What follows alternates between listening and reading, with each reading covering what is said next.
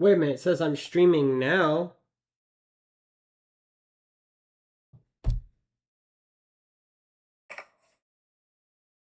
But wait, why is my thumbnail fucked?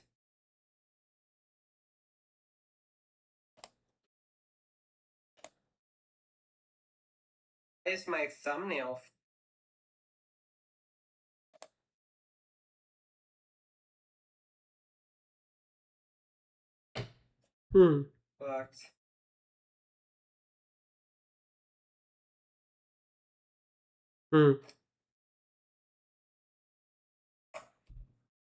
Well, now I don't have my thumbnail correct. Let me see if I can just replace it. I don't fucking know. Fucking this guy. Sure. I'm gonna replace it again. With my other thumbnail, wherever it went. Where did my thumbnail go? I had, oh, here it is. Okay. So let me see if my thumbnail changed. My thumbnail is not fucking changing. Oh, okay, it's changed now. Thumbnail, wherever it went. Well, okay, it's not about the stream, it's about the clips. So I just gotta be careful, because I don't know what the fuck. Because the clips will help with the stream. Alright. Back to it. So let me see if my thumbnail changed. My thumbnail is not fucking changing. Is that Rebecca Sugar? Wait, what? If she's not talking about fucking, inside the largest prison in Texas. Okay. Let's see. Channel 4.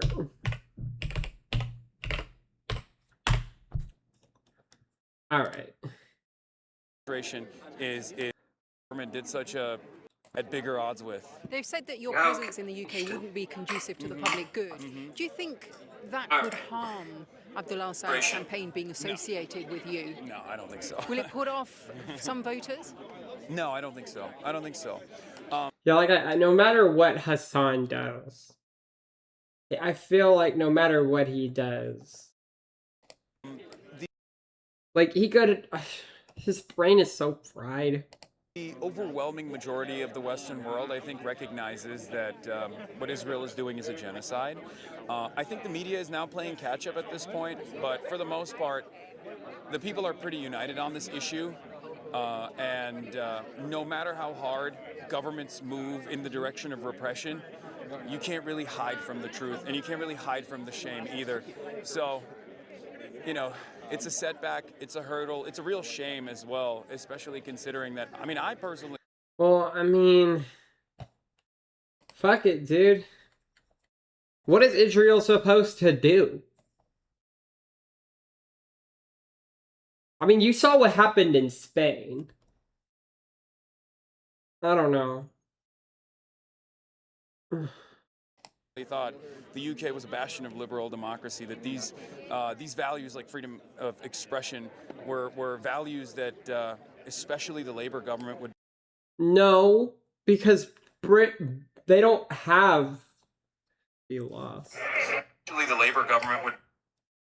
No, because government is going to say that. They're not going to be like, yeah, we hate free speech now, but were they really committed to it with the pensioners that they arrested for the Palestine action protests that were taking place? I mean, dude, I don't even know what to say that hasn't already been said. And the fact that I'm saying that, I don't know, man. I just no awareness. I think so. I think that was a significant mode of repression from a government that recognizes that they are out of step with the needs of their voters, with the needs of the masses that recognize that Israel is committing a genocide, and the masses that demand a change from their government. That is the fundamental of liberal democracy, something that I believe in, something that I'm fighting for here in the United States. Okay, let's just put this straight, okay? If the government changes, like let's say in the UK, they're still going to just like, okay, let's say they change, okay? All they're gonna do is they're going to have a fucking video of the prime minister, probably, this is a genocide. This is a really, really bad genocide. This is a really, really bad. And the next thing you know, that's it. That's all it's gonna be. Literally just, this is really bad, and we shouldn't be tolerating this. And then, like, it's gonna blow up on Twitter, like, yeah, the government fucking called it a genocide and shit. Like, yeah, that's what it's gonna be. There isn't gonna be any more action than that. Because the US is just going to breathe down its neck. So I don't think no matter how many masses you have, I mean, think about what happened with Mamdani.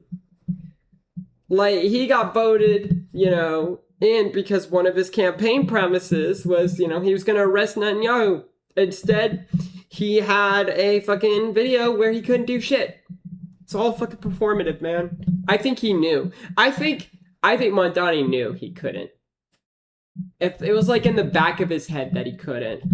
But yeah, continue. United States of America, as the Trump administration is putting democracy in the crosshairs, and it is a real shame to see that exact same mechanism of repression get repeated in a country like the United Kingdom. It's something the country will deny, obviously, the United Kingdom's government. Of course it's going to deny it. Will you apply to go again now that Andy Burnham is in charge? Yes, of course. And there's... How is nobody watching this train wreck? Like, look at him. He wants to watch so bad. But I feel like Hassan was like, okay, guys, don't look at me when this interview comes. You know, we're in works. There were a bunch of different conferences that I was supposed to take part in that I had to take part in digitally. Now, in the age of the internet, it is also look at him. He's additionally silly watching. to try to restrict movement in this regard. But I think it was more so a message. It was a message to everybody else that He couldn't do this in front of everybody. This is so awkward. Like, he could have been right there with a chair or two, a camera. I don't fucking know. think twice before they speak out. If, like, in their minds, they're like, ugh, not this guy. Why is he here? You have that one guy on the phone. He looks kind of like a Soylent boy. But yeah, I feel like nobody wants to be around him that much. I feel like everywhere he goes, like, it would just be such an awkward conversation. Like, yeah, I totally got 9/11 definitely deserved to happen or something like that. Like, yeah, like, that would just be such a weird conversation to be like, just imagine being here and just having the most, like, don't these people know that he shocked his dog? Like, compared to all these normies, man. He just looks so weird. Like, everybody's, like, casual and shit, but he also just has the suit on. Like, man, couldn't you also, like, been with the vibe or something? Like, you're just standing out like a sore thumb. And it feels like you're going to hurt everybody that you're around. So fucking weird. Against Israel and against the UK's relationship with Israel, against the United States' relationship with Israel. It's very frustrating.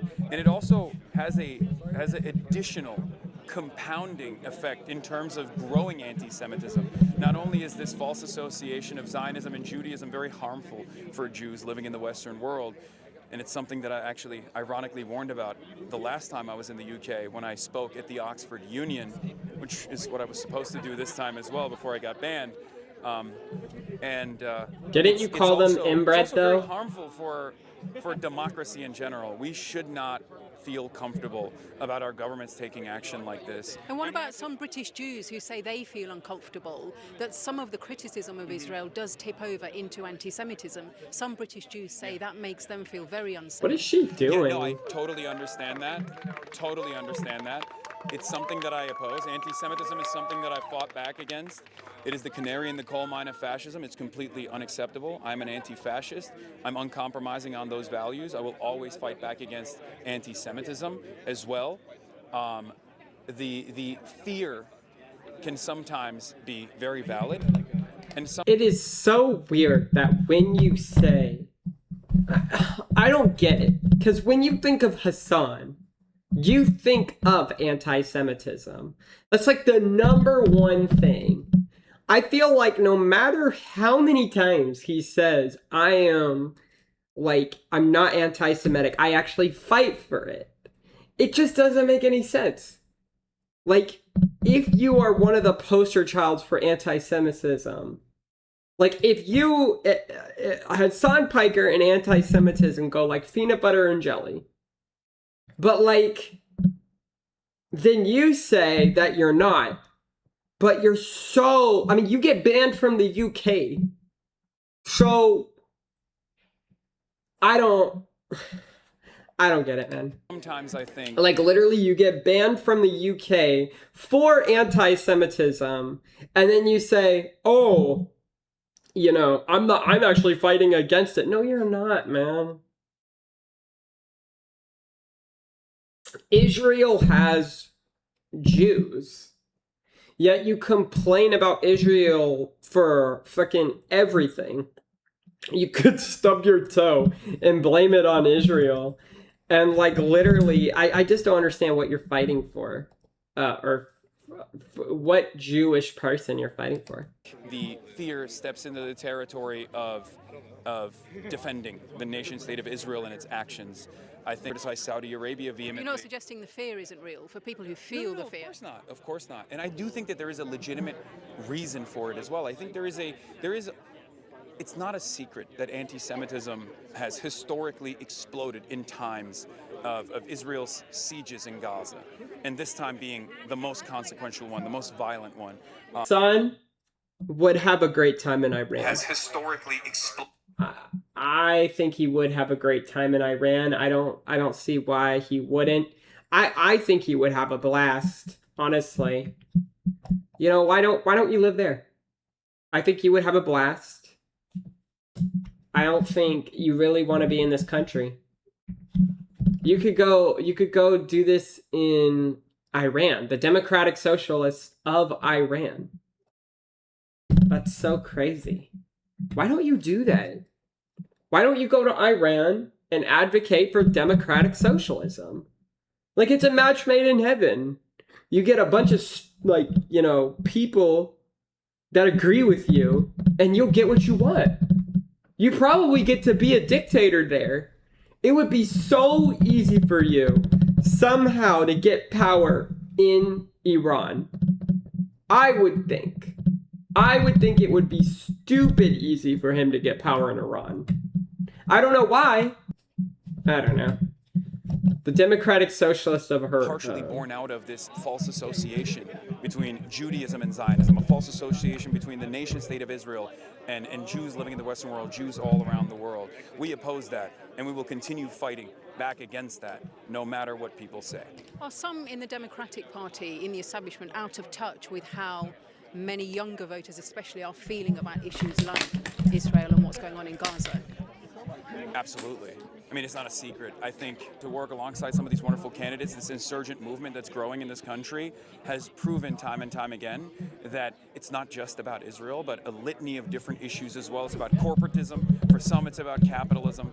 But for many, it's about corruption and a lack of interest from our politicians to address some of these economic pains that people are experiencing. I mean, after all, this is exactly what Donald Trump ran on as well. He said he was going to fix the prices, and yet prices remain quite high. There's a real... You should go to Zoran Mamdani's. You should go to Zoran Mamdani's store. I bet you will find lots of good food over there. Affordability crisis in this country. He said he was going to run on a peace ticket, that he was going to be the peace president, and yet he has started countless wars and only continues to leave the world in a state of disarray. Countless? I thought it was one. Are very frustrated. Forgot it's voting season soon. It's September one that soon. centers the needs of the working class rather than corporate interests, because for far too long that's been the only game in town. But we're coming. Are there parallels with how the working class? Oh, okay, there's the guy with the camera. But they're turning to the populist God, right he and looks not the left. so Why do you think soy boy. I don't know why. An exact parallel that I warned about when Keir Starmer won his race. That was my biggest warning to the British fans that I have, that if Keir Starmer does not overturn years and years of Tory-backed austerity measures, that the populist right was going to continue growing and become a force that the left, the institutional left, could not even fight back against. And I'm afraid that's exactly where we're at. However, at least with the Green Party, there is a little bit of excitement where the base can turn to a functional party that will represent their needs, that will represent a significant significant pushback against the growth of fascism in the UK, whether it be reform or even restore Britain, including restore Britain and its unholy allegiance with the likes of Elon Musk.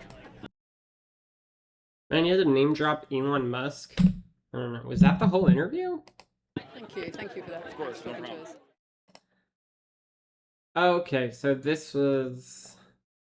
You know, he doesn't have to be in the UK to spread his influence. Unless they, like, ban him from, like, fucking... Now, at least they... I don't know. I feel like banning someone from a country doesn't really do anything besides, like... Another social interaction. You know, meanwhile, this guy is double Hitler's. Blocked entry because of the Israel. Kudos channel for 2 years behind in your line of questioning on Israel. I have to remember that the UK goes now. Yeah, there's a bunch of fucking liberals. Amazing analysis. I don't think he gave an amazing analysis. All he said was names. And just kept denying anti-Semitism over and over again.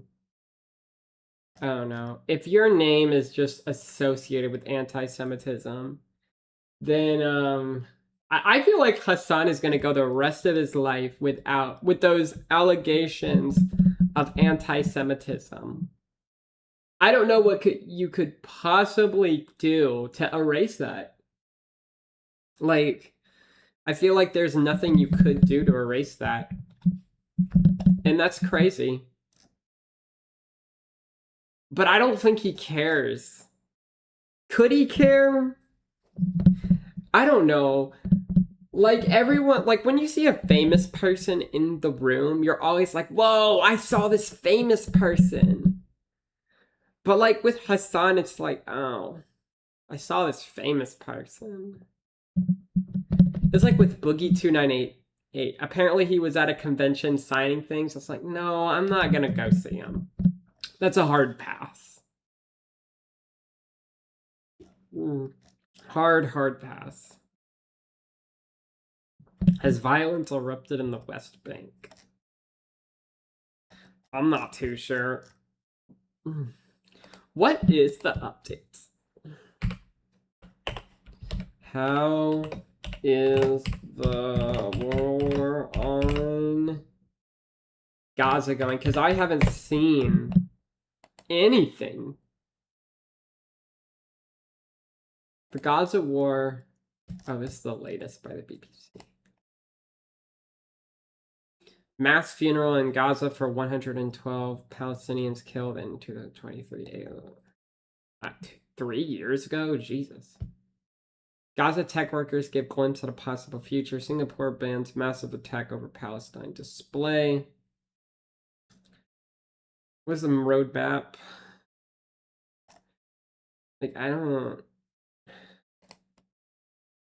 Let's see what Google has to say. Complete disarmament of Hamas. Why haven't they already done it yet? Dude, once this war ends, like, Hassan is toast. It'll be the Ben Shapiro. I think Ben Shapiro will be toast too. I think once this war ends, what's the point in watching either of the two? I think literally they're both toast. At least with, like, Ethan Klein, he has, you know, he's involved in other things. He jumped ship. And he jumped ship really early. But Hassan, he's stuck. He's stuck. I guess Ben Shapiro does talk about other things, but you most likely associate Ben Shapiro with Israel, like Hassan. That's what I would think. I don't know, man. Troops won't pull out without genuinely. No, it's kidding. Let's see. I don't know, like, no withdrawal Gaza war. I think they update this shit. Like, holy tremoly. Oh, it's just a bunch of sources. It's like school, you have to...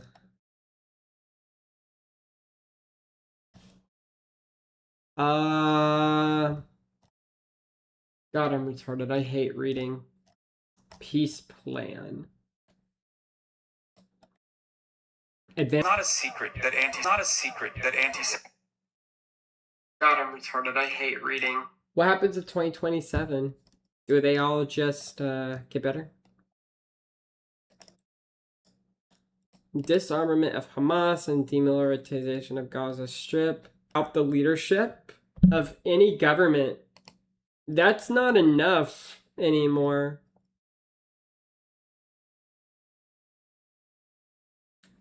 With the continued Israeli strikes in Gaza killing more than 1,000 Palestinians since the start of the ceasefire. Like, you think for a second, like, once you kill the leadership, it's over. But literally, that's just not the case anymore. It's not the case.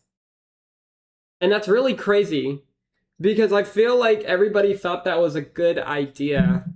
But instead, when you kill the fucking leadership, it just pisses them off even more.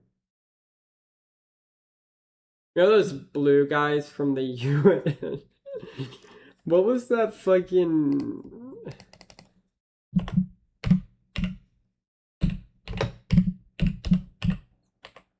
Blue guy...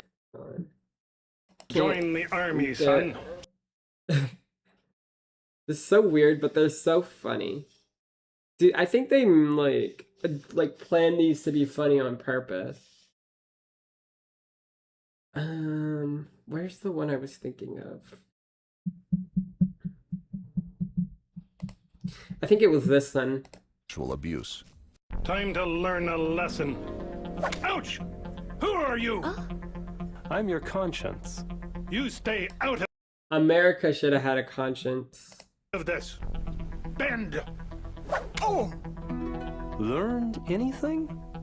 How can I if you keep hitting me? Exactly. Teach That's like a good idea though. Like, if you're hurting somebody, how are they gonna learn anything? your son properly. Are you feeling all right, Father? Let's discuss another punishment. What other punishment could they discuss? That's a really weird thing. I'm taking away your phone. All you have to do is take away people's phones, and it's game over. It's literally game over. I don't know. When you hurt people, it doesn't help. Oh my god, I love that.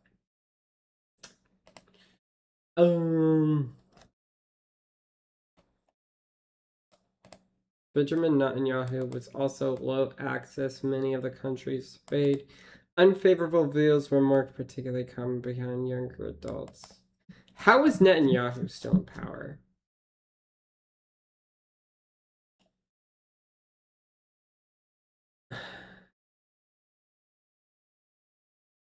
Yeah.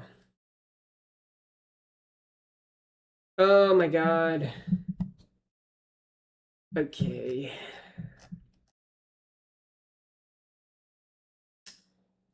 Honestly, like, why isn't the US getting involved in Gaza? That's actually a great question. Why is the US sending soldiers to Gaza?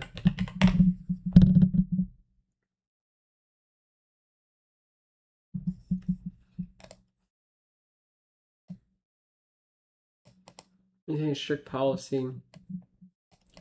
No American boots will be deployed inside of Gaza to prevent U.S. forces from entering active hostilities. The U.S. plan relies instead on regional and international partners such as a majority Muslim ISF. Wouldn't it be easier if we just sent a bunch of troops there? I guess not, because every time we send people to the fucking...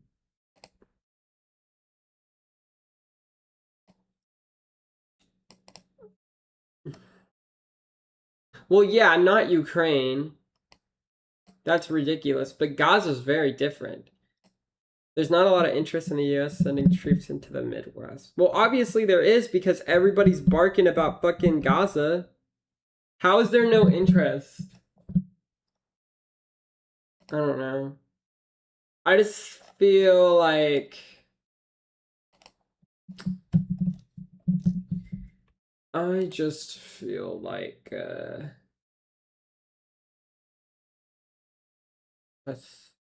I just feel like Gaza would be a lot more making sense to send troops over there, but hey, that's just me.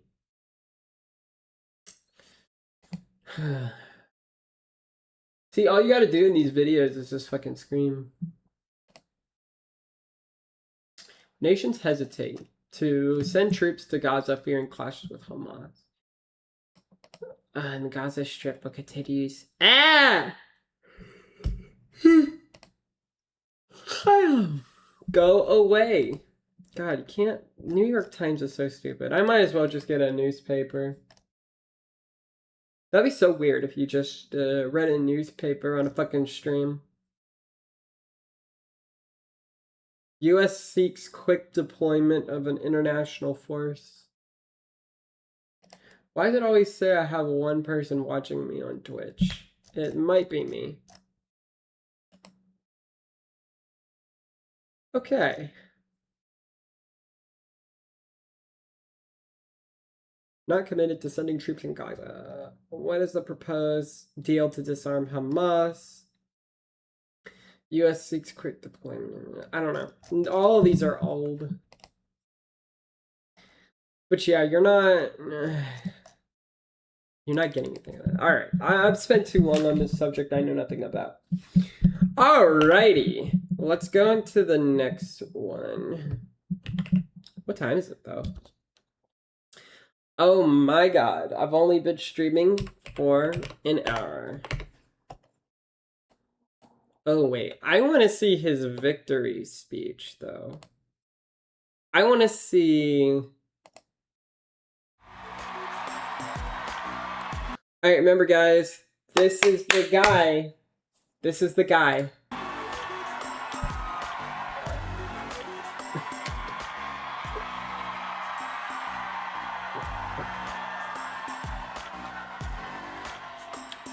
Why does that guy have a Mexico flag? The fuck? Or maybe that's a New York flag, I can't tell. Oh yeah, it's a New York flag. I feel like this is paving the way for like a John F. Kennedy presidency, like a younger president coming in. I don't know. It's just there's just so many baby boomers that are still alive voting for older people. Baby boomers know how to vote. The sun may have set over our city this evening, but as Eugene Debs once said, What the fuck is that?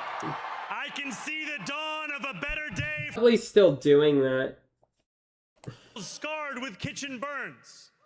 These are not hands that have been allowed to hold power. Peace. And yet over the last 12 months, you have dared to reach for something greater.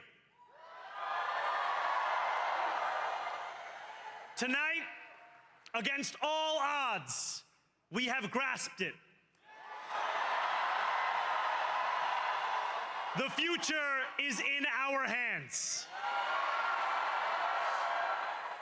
My friends, we have toppled a political dynasty. I'm surprised they haven't done it before this. Like, what took so long?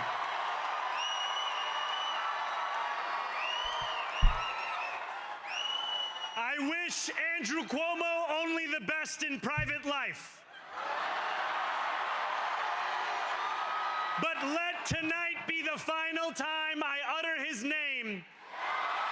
No shit. As we turn the page on a politics that abandons the many and answers only to the few. New York, tonight you have delivered. A Delivered mandate what? for change. Man, this speech is kind of A annoying. mandate for a new kind of politics. A mandate for a city we can afford.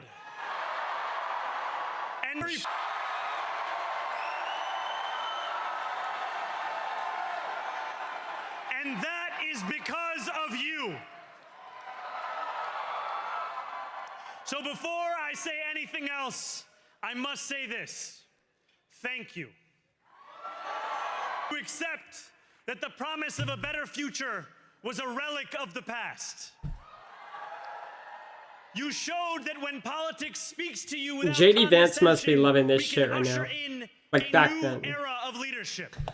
I feel like after the fucking Joe Rogan interview, like him talking about how he wants people being thrown a bone, that there needs to be some kind of socialism. Just his version. I don't know. Maybe there'll be a Republican like socialism. Maybe it'll like form into that. I feel like a Republican type socialism would still deal with personal responsibility. It would probably be like they give something more to you, but then you kind of have to make the right choices with it.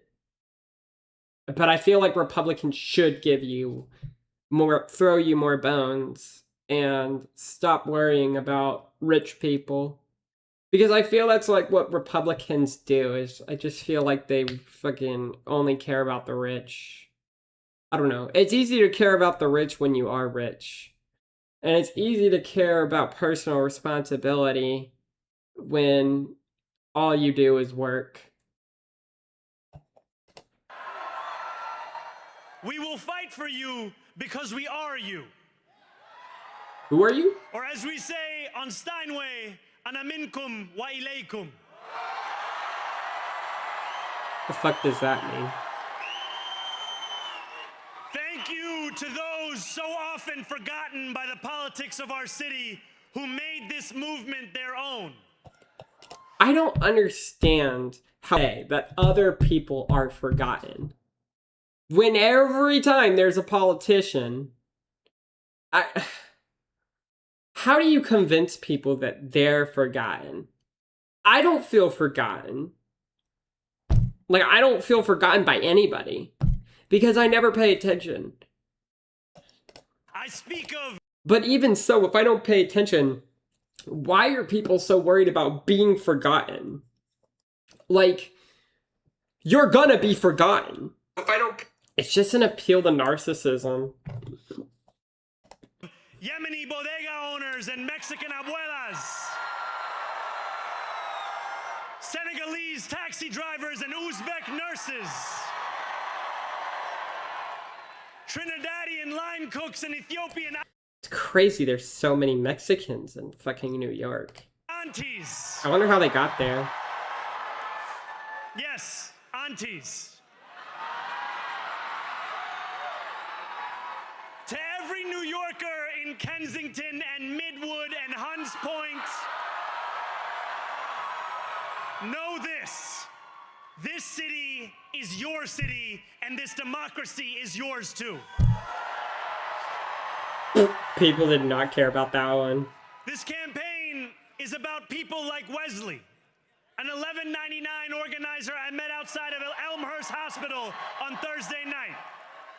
A New Yorker who lives elsewhere, who commutes 2 hours each way from Pennsylvania because rent is too expensive in this city. They're still going to do that. They're still going to do that. I wonder if these are the only people, like, that he cares about. It's about people like the woman I met on the BX-33 years ago, who said to me, I used to love New York. Does he get Secret Service but for now this? it's just where I live.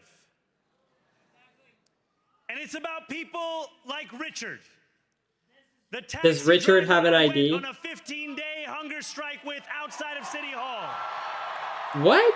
Taxi driver I went on a 15-day hunger strike with outside of City Hall. People like Richard.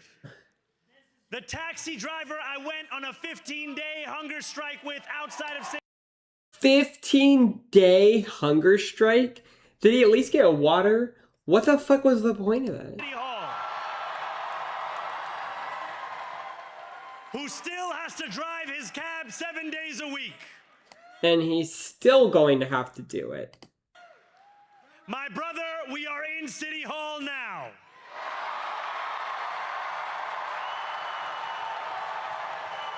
So what happens if you, like, do something he doesn't like? You're not gonna... I don't know. I guess he's gonna... Again. With every door knocked, every petition signature earned, and every hard-earned conversation, you eroded the cynicism that has come to define our politics. Now I know that I have asked for much from you over this last year. Time and again, you have answered my calls. But I have one final request. New York City, breathe this moment in. We have held our breath for longer than we know. We have held it in anticipation of defeat. Held it because the air has been knocked out of our lungs too many times to count. Held it because we cannot afford to exhale. Thanks to all of those who sacrificed so much, we are breathing in the air of a city that has been reborn.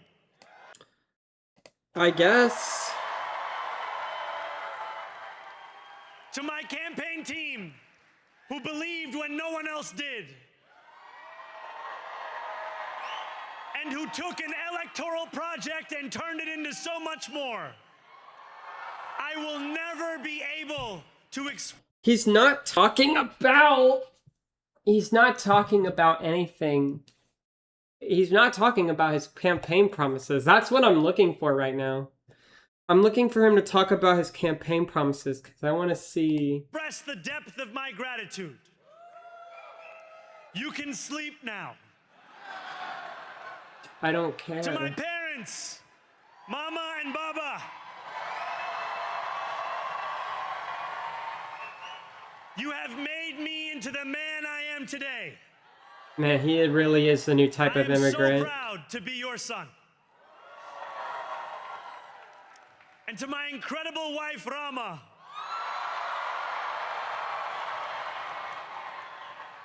Hayati, there is no one I would rather have by my side in this moment and in every moment.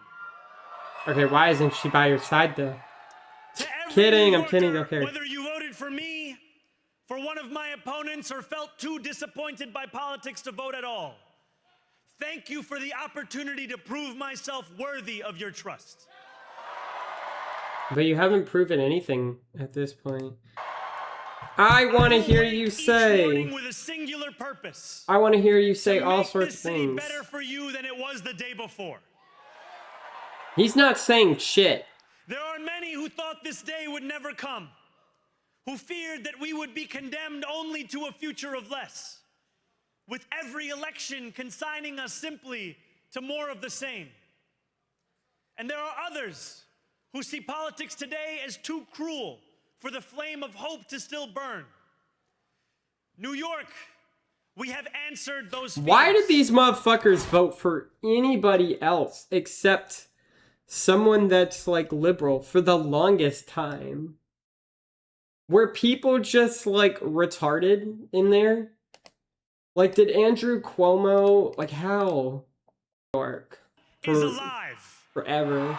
People are gonna be waking up and like fucking remembering this guy, kind of like Trump. Made day after day, volunteer shift after voluntear shift, despite attack ad after attack ad. I just don't. As we filled Is that what they call them? I thought they were called gyms. What are you guys doing in gyms? And while we cast our ballots alone, we chose hope together. Is that what was on the ballot? Hope? Hope over tyranny. Hope over big money and small ideas. Hope over despair. And then you're going to get yourself in the we same won because fucking... New Yorkers allowed themselves to hope that the impossible could be made possible. What is possible? And we won because we insisted that no Say something. be something that is done to us. Now He's not saying anything. That we do. What are we doing? What are we doing? Tell us what we're doing. Before you, I think of the words of Jawaharlal Nehru. He's not saying anything. A moment comes but rarely in history when we step. What is he doing? When an age ends and when the soul of a Tell me what you're doing. Finds utterance. Say something. Tonight we have stepped out from the old into the new. What is the old? And what is the new? So let us speak now with clarity and conviction that cannot be misunderstood about what this new age will deliver and for whom. This will be an age where New Yorkers expect from their leaders a bold vision of what we will achieve. What is the bold vision? Rather than a list of excuses for what we are too timid to attempt. What are the excuses? Can you tell me anything? Central to that vision will be the most ambitious agenda to tackle the cost of living crisis that this city has seen since the days of Fiorello LaGuardia. Can you tell me the plan? An agenda that will freeze the rents for more than 2 There million you go. That's one thing he's doing. How is he going to freeze the rent? How is he going to get Netanyahu arrested? How is he going to fucking do grocery stores? It's just they keep all this stuff silent. And some of me believes that he doesn't even have a plan. That this day took so long to come. That is weird. This new age I don't know how this will be one of relentless improvement. We will hire thousands more teachers. How? We will cut waste from a bloated bureaucracy. How? We will work tirelessly to make lights shine again in the hallways of NYCHA developments where they have long flickered. How? How are you going to do any of that? I want to know. I just want to know, Zorhan. Safety and justice will go hand in hand as we work with police officers to reduce crime and create a department of community safety that tackles the mental health crisis and homelessness crises head on. You're not solving the homelessness crisis. Excellence will become the The thing about homeless people is that even if you give them housing, most of the time they're going to want to go back out in the streets and do drugs because and like even if you fight the drugs, it's still going to be seen as racist. So literally, I don't know. I've always wanted to try to solve the homeless problem in my head. I didn't do anything about it ever. But if I've had many people tell me that you just can't. It's like impossible. Which is really sad. But I don't know. I know I've seen a lot of interviews of like people that are homeless. Like, you know, they genuinely are homeless. If I don't know. They genuinely are homeless. And I mean, like for me, I always fear about being homeless too. It's a scary thought. And when you're homeless, it's really dangerous But there are considerably normal people who are homeless too. But a lot of them, not all of them, a lot of them do a lot of crazy shit. And a lot of them want to stay homeless. That's what I've heard anyways. Expectation across government, not the exception. In this new age we make for ourselves, we will refuse to allow those who traffic in division and hate to pit us against one another. In this moment of political darkness, New York will be the light. Here, we believe in standing up for those we love. Whether you are an immigrant, a member of the trans community, one of the many black women that Donald Trump has fired from a federal job, a single mom still waiting for the cost of groceries to go down. But remember, guys, you have to have an ID. ID.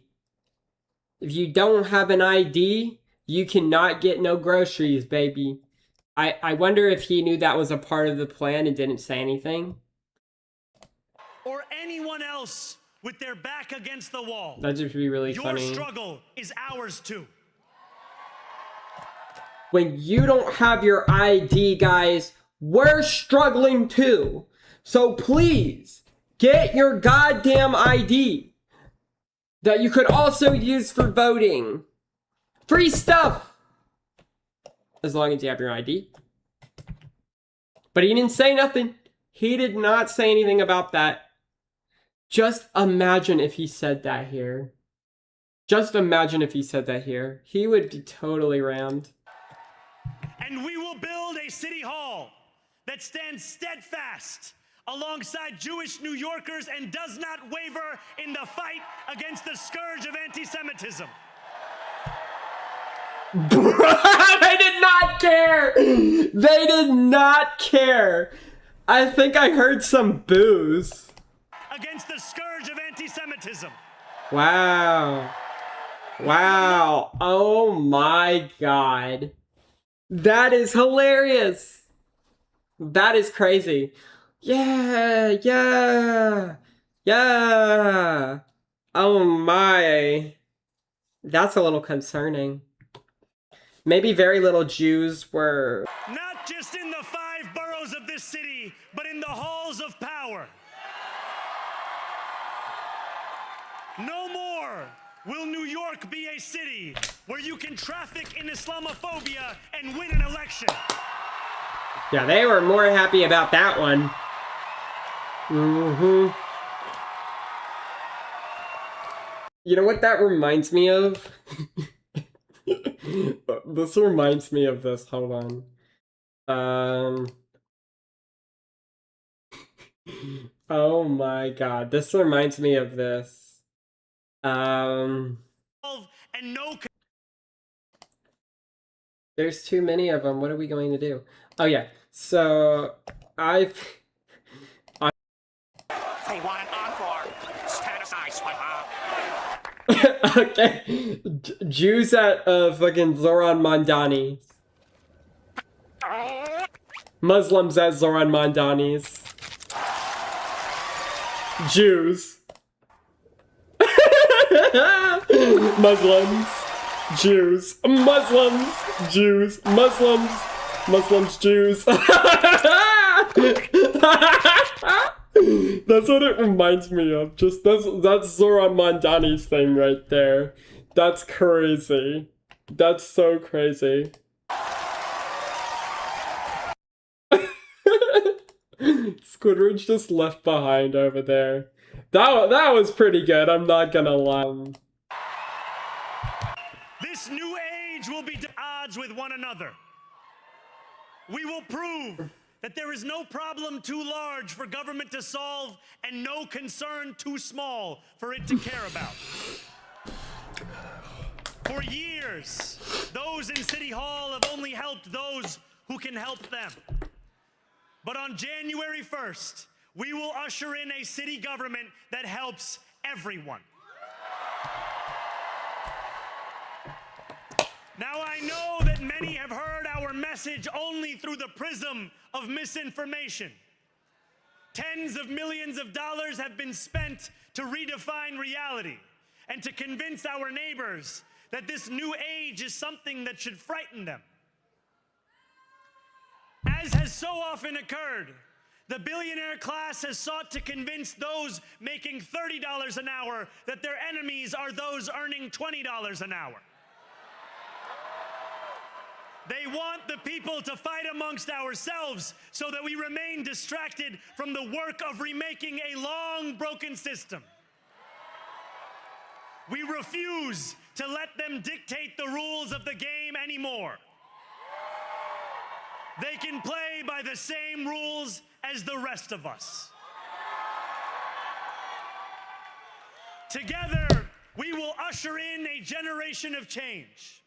And if we embrace this brave new course, rather than fleeing from it, we can respond to oligarchy and authoritarianism with the strength it fears, not the appeasement it craves.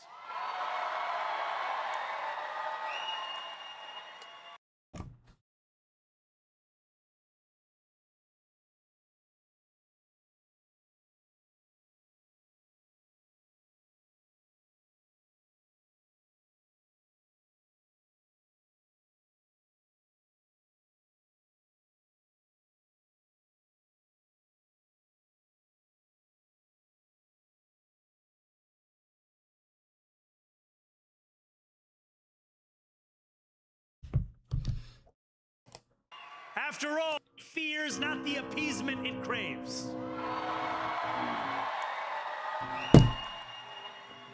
After all, if anyone can show a nation betrayed by Donald Trump how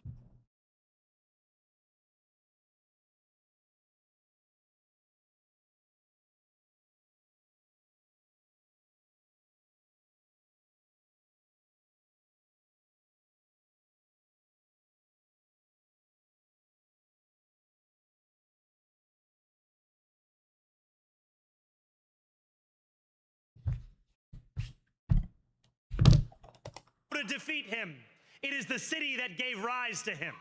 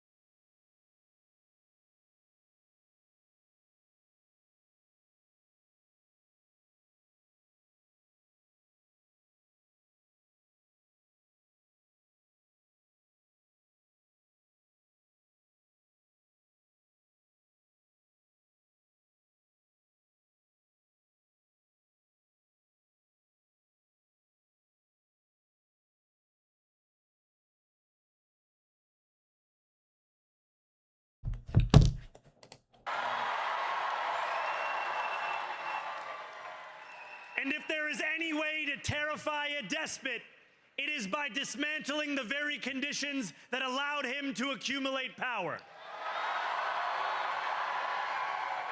This is not only how we stop Trump, it's how we stop the next one.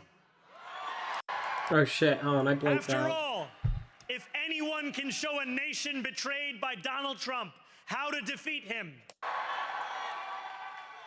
together we will usher in a generation of change. $20 an hour.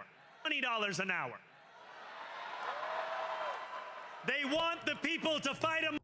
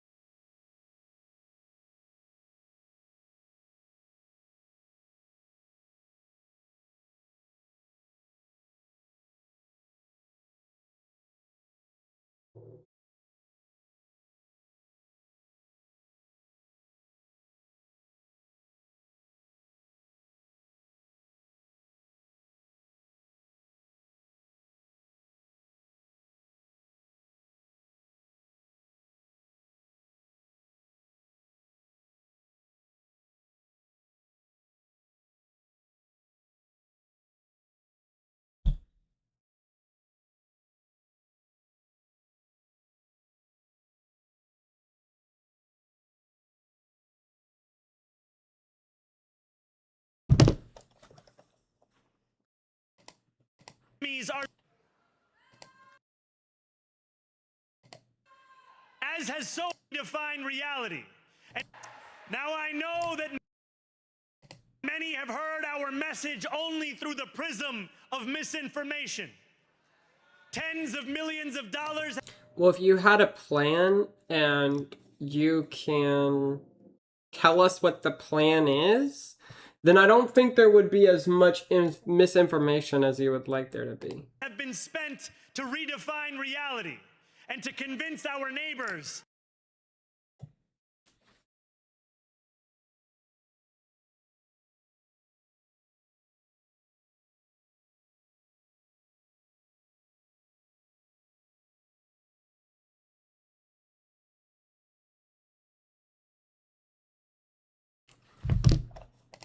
that this new age is something.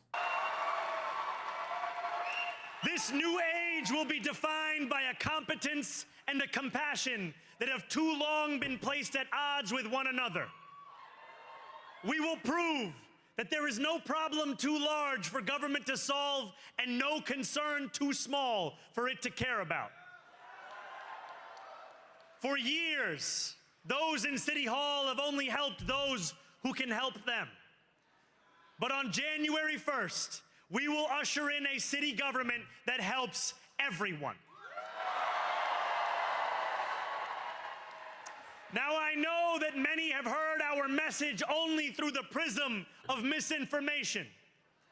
Tens of millions of dollars have been spent to redefine reality and to convince our neighbors that this new age is something that should frighten them. As has so often occurred, the billionaire class has sought to convince those making $30 an hour that their enemies are those earning $20 an hour.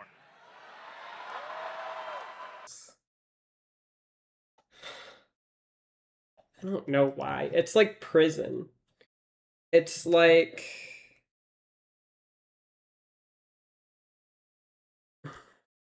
It's like prison. It's like cops and prisoners. Like, no matter what, the prisoners are always going to think that the cops are against them.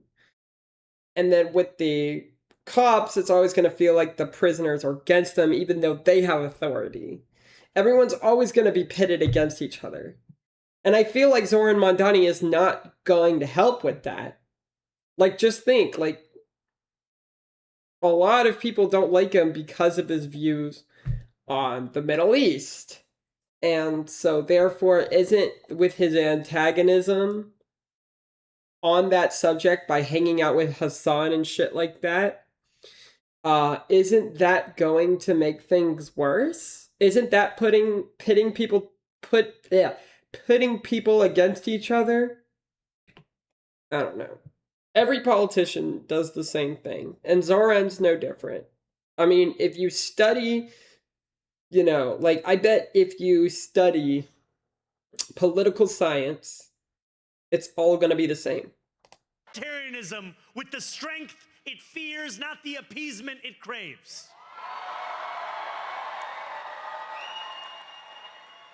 After all, if anyone can show a nation betrayed by Donald Trump how to defeat him, it is to terrify that would be the way to do it. It is by dismantling the very conditions that allowed him to accumulate power. So you don't want another Trump? This is not only how we stop Trump, it's how we stop the next one. It's so crazy to me that they met up.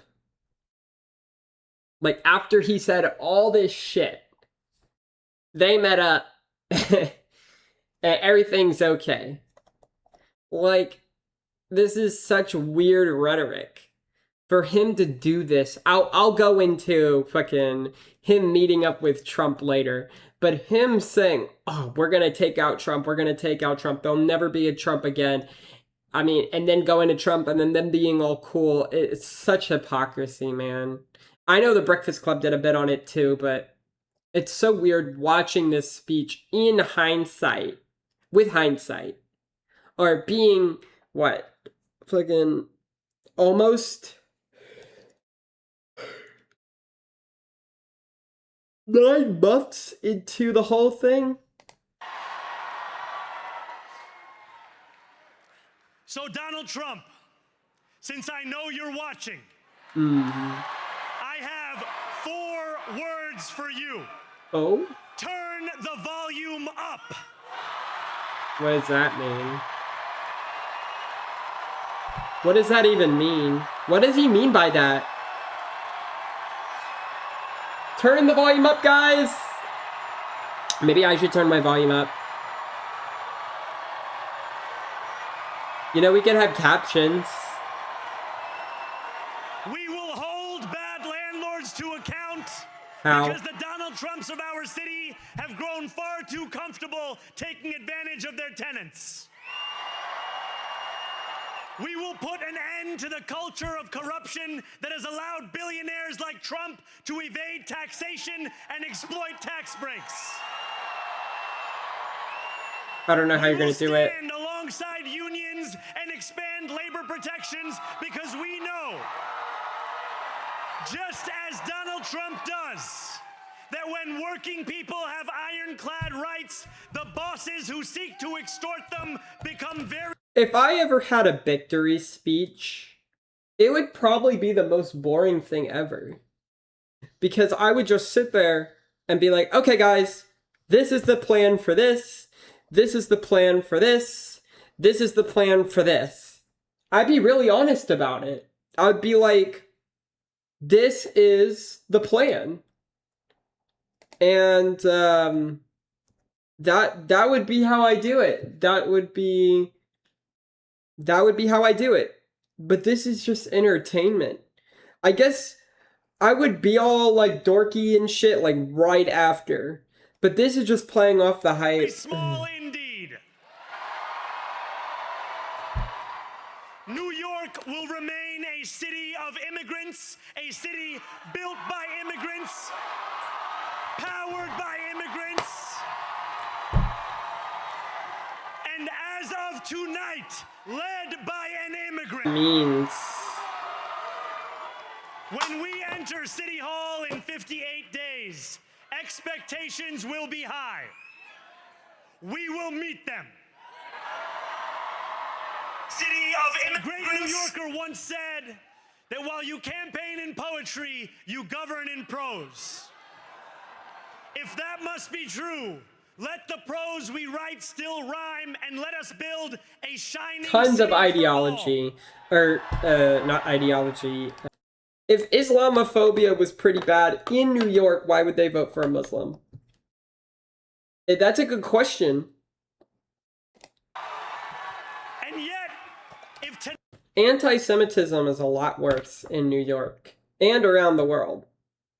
Especially because there are more Muslims in the world.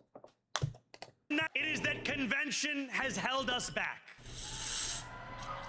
We have bowed at the altar of caution and we have paid a mighty price. Too many working people cannot recognize themselves in our party. And too many among us have turned to the right for answers to why they've been left behind. We will leave mediocrity in our past. What's the plan to do that? No longer will we have to open a history book for proof that Democrats can dare to be great. Our greatness will be anything but abstract. It will be felt by every rent-stabilized tenant who wakes up on the first of every month, knowing the amount they're going to pay hasn't soared since the month before. It will be felt by each grandparent who can afford to stay in the home they have worked for, and whose grandchildren live nearby because the cost of childcare didn't send them to Long Island. It will be felt by the single mother who is safe on her commute and whose bus runs fast enough that she doesn't have to... You know what I think? I feel like politicians are so happy. Are those people who are, that he is talking about, are they on his base? Does he know them? Is he shouting out these people who know them?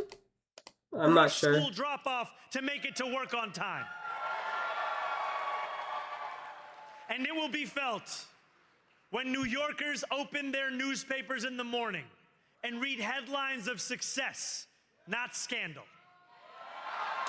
Success as in not being able to get Netanyahu in prison and IDs having to do in grocery store. He's taken some big losses. Each New Yorker when the city they love finally loves them. And arresting. That's another thing. Arresting Netanyahu is also divisive too. So I feel like when he says we're not going to be pitting people against each other, that's exactly what he's doing when he does that. I get Netanyahu's corrupt and he commits all these like war crimes and stuff. I get it. You know, he's not the best person in the world. But at the same time, isn't arresting him divisive? The dreams we've dreamt together become the agenda we deliver together. Okay, can you tell me how, please? New York, this power, it's yours. This city belongs So are they going to be... you. Doesn't it belong to you? Thank you. It's only going to belong to them? No, it's only going to belong to them until those taxes start rising. That's what I think. Then it's going to be worse. Like, it'll belong to you now, but then those taxes are going to go pretty crazy. Yay, my taxes! And not telling me anything that you're going to do. Yay! Okay. So, that was where we were. Let me see the newest stuff.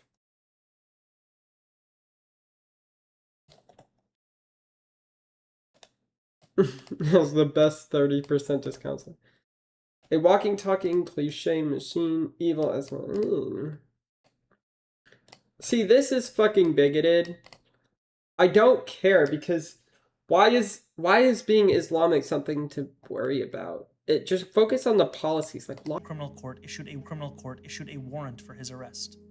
As human beings, we have spent generations building a shared understanding that there are crimes so grave they offend all of humanity. Anyone with their eyes, with their heart, with their conscience should recognize the devastation he has wrought and understand that he belongs before a court of law. As I've said, I agree with the ICC that Benjamin Netanyahu should be arrested and tried for his crimes, as I do for anyone else charged by the ICC. My administration has reviewed every avenue available under applicable law to determine whether New York City could execute the International Criminal Court's arrest warrant if Benjamin Netanyahu came here. It is clear that we do not have the independent legal authority to enforce this warrant. The federal government, however, does. And I call... God. If something happens to Netanyahu, it's totally on Zoran. Like, I don't feel like this is just a call for federal to do something. I feel it's like a wink-wink to everybody in New York. Because motherfuckers are going to protest. Like, Netanyahu's going to have to come in like the Pope Mobile. That motherfucker... I don't know, man. Like, that motherfucker is going to have to get, like, a bulletproof everything. Like, he's going to have to get Black Panther's suit. Like, I don't know how Netanyahu could even set foot in fucking New York without something crazy happening. Like, man, the anti-Semitism is so real in New York. If, I don't know, maybe Zoran Mamdani might kill him. I don't know. Like, just call to action. Federal police, do something. Federal government, please. Please. Call on them to join the ICC and execute this warrant. And I want to be equally clear. Benjamin Netanyahu is not welcome in New York City. He's not welcome. Fuck him up. Fuck him up. It's fucking crazy, man. If he's not welcome in New York, Like, I feel like he's saying, somebody do something. Somebody do something. Any other war criminal at large. While we cannot end the genocide on our own, we can decide whether our silence will become another weapon. And we do something, guys, please. Please. That's all he wants. Like, please. It's like when Hassan said, like, you know what to do. You know what to do. You know. Or like something of, like, can implying examine that. every tool we have to defend the humanity and dignity of all people. That is my Here's the thing. If you arrest Netanyahu, it's just gonna be like fucking Iran. You arrest Netanyahu, and then you're probably going to have someone more extreme, like, show up. Like, it's just the same thing. Like, that's my thing. You can't take out a leader without making things worse. I'm sorry. Okay, for Venezuela, yes. But that seems like it's a rare instance. commitment to you. Yeah, my verdict on that is, I guess he left in the dark. Boom. They're gone. Like, I'm not an advocate for Netanyahu. I mean, no. But at the same time, it's like, you can't do that. And you're causing divisiveness. And now it's like, you know, Netanyahu and... I mean, those two Jewish people got shot. I think it was like earlier this year or last year for like, you know, no reason. Dude, they're gonna have to like... I don't even know. They're gonna have to do something. Alright, let's see. Bro hitting the presidential aura more than a president for some reason.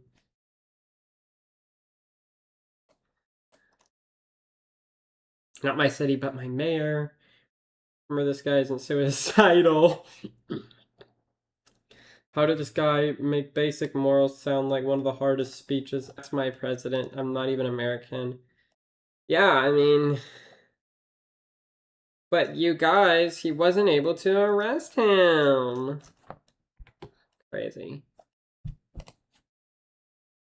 Just... That brown face? Why is that? That's kind of weird. Sometimes... Oh, yeah. Oh. Oh, I thought he had... I mean, literally, what is this? 2 weeks ago.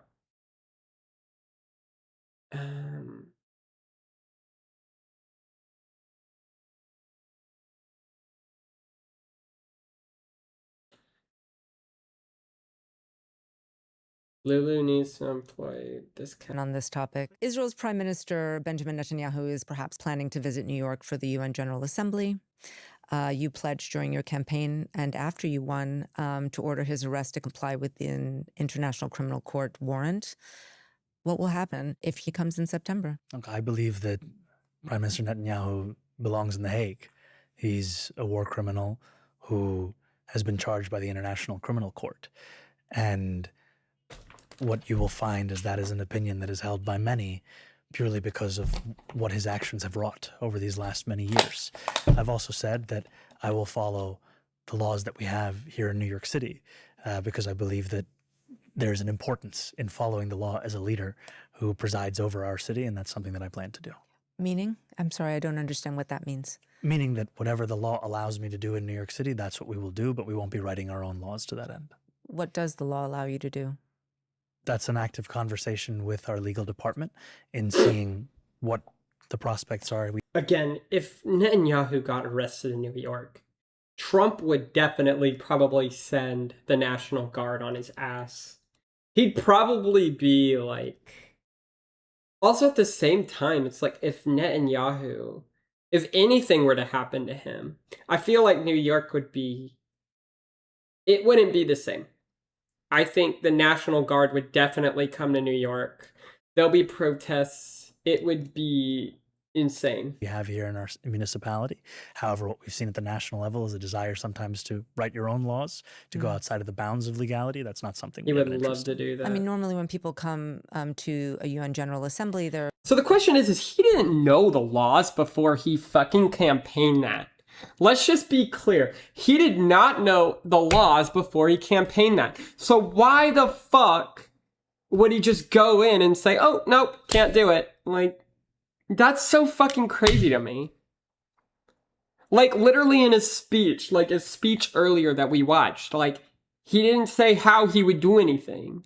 He didn't know shit before coming into office. He needs to read a fucking book. granted a sort of amnesty because Like, he it just is did this year with the not United know. Nations. Is that what you're thinking that you'll honor, or you're actively looking to see if you can actually arrest him? I think we are looking at all of our legal obligations, and one of them is with regards to the United Nations. But the other part of this is we're not talking about a personal assessment of Benjamin Netanyahu. We're talking about the International Criminal Court and the fact that they have a warrant out for this prime minister's arrest. And I think it's important to talk about the weight that that has as a charge, and also that as the mayor of New York City, I'll be following the laws of New York City. Okay. Man, he seems so... Man, why is he smiling through that? Like, he's literally smiling through that. That's so fucking crazy. He looks devastated here. Honestly. One of the things that I really wanted to ask you about also was an understanding of your sort of broader vision for your coalition now that you're getting involved in federal races. Because Federal races.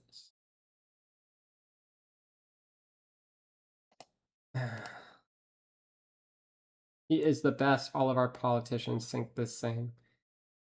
I mean, they do. Everybody just wants the best for everybody. But yeah, I definitely think he should have known. So that was a promise. That was definitely a promise that he broke. Now, for the main Zoran event. ID for grocery store. So. No idea required. Wait, what? Okay. From Atlanta to save a few dollars on their groceries in New York and fly back again? Well, that's a risk. Hold on. Alright, I'll be right back. I gotta go to the bathroom.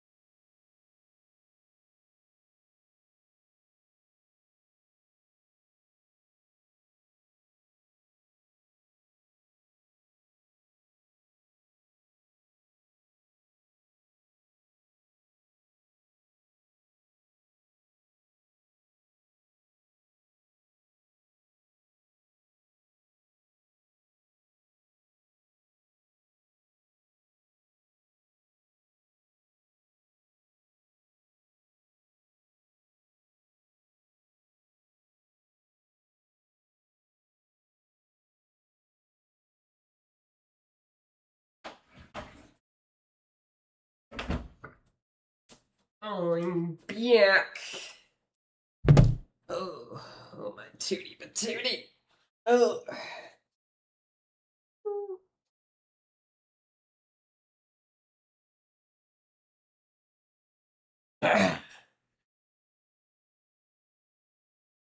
Okay.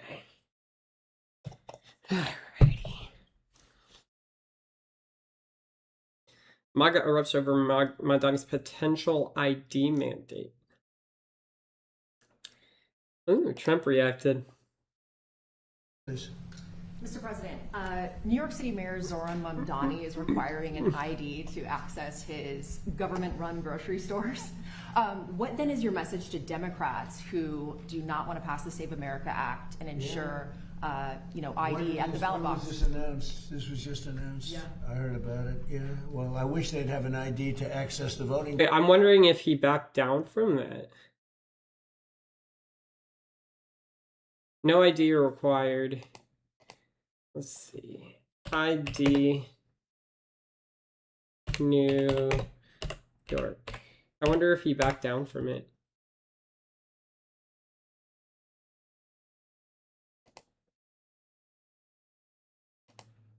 Fact focus. Then why did he say that? Okay, let's see.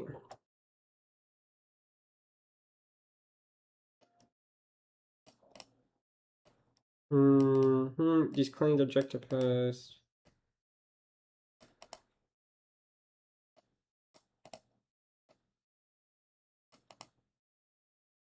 What?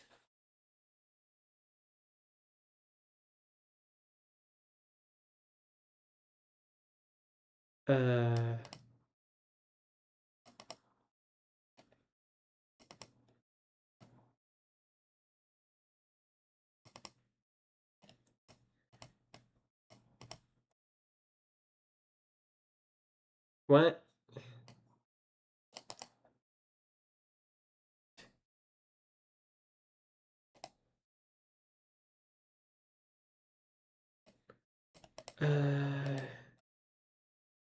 Press conference last week.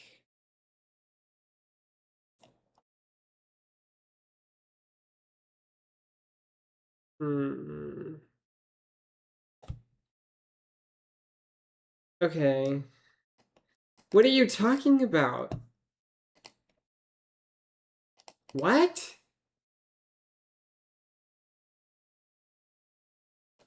How is the media just like this?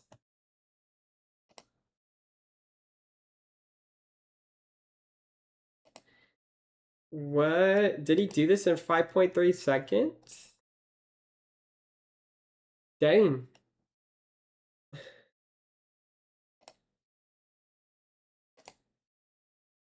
Alright, I'm really confused. I'm very, very confused. Are they just like covering the story up or something?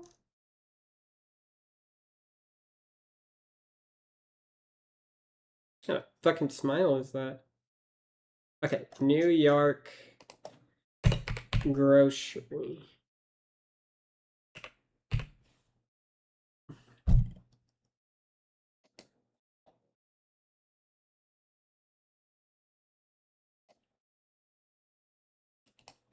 I'm so confused. Hold on. Gov grocery store. I'm so confused.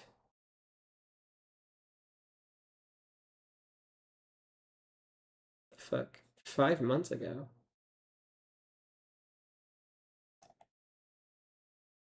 Okay. This was 7 hours ago. I have to see, because this ID thing is being buried.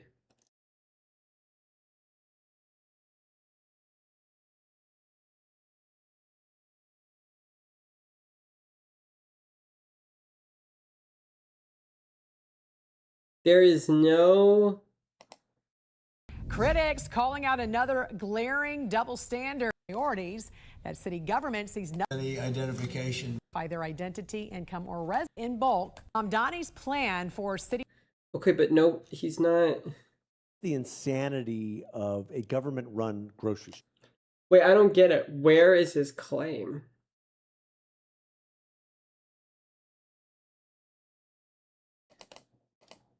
Let's see. Mamdani grocery interview. Man, you really gotta search for this. It's like gone. What the fuck? Hold on. Okay, I think this is it. Alright. See. I want to know. Being up what workers get and the number of good jobs in this city. Today, we're making absolutely clear 30% off everything. that these grocery stores will provide quality jobs with families sustaining benefits and wages for the people stocking the shelves, ringing you up, and keeping the lights on. Public investment should deliver a public benefit. We are looking for a partner that can meet the city's standards. To recognize and honor our Deputy Mayor Sue, our interim president and CEO, Jeannie Pack from DYCD Economic Development Corp. At this time, without any further ado, as you're with the Campaign Against Hunger, as many of you know, that we serve thousands of families right here from this place, from our East New York hub, understanding what is needed in our community. And not only that, we know that personally, from our experience, all of you, for those of you who are community partners understand that many families struggle to put food on their table. And when they go into a supermarket, because of the cost of food, it is very difficult for them to feed their family. And this is why today we're here. And I am excited to let you know that I am overly excited because access. God bless you. Who are you saluting to, though?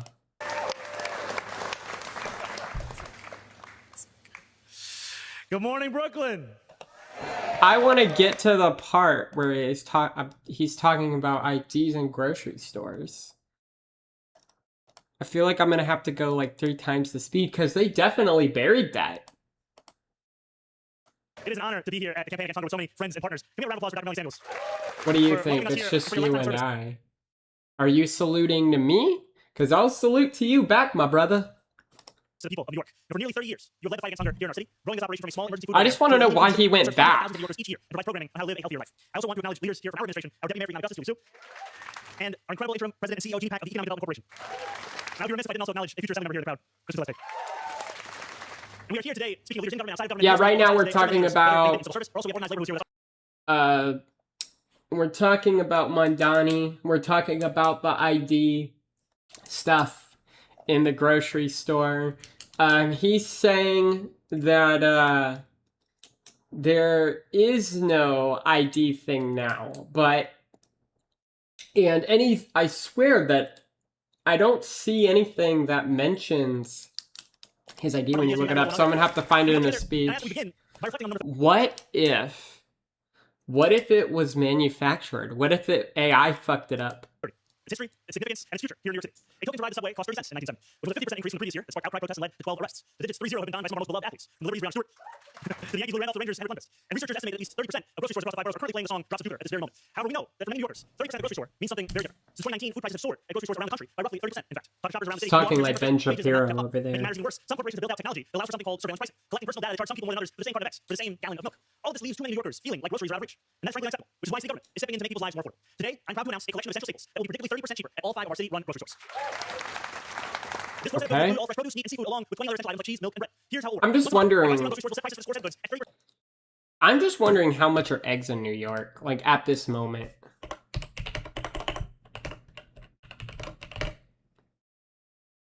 I feel like the idea is a minor victory for the right, more of a red herring to the effects of the government taxpayer subsidized grocery stores. Yeah, I would assume so too. But I want to know, like, it's so crazy because it's just so easy to say that if they need ID for a grocery store, why can't they use ID for voting? My question is who's not using ID for voting? But I just want to see something. I want to see how much are eggs in New York.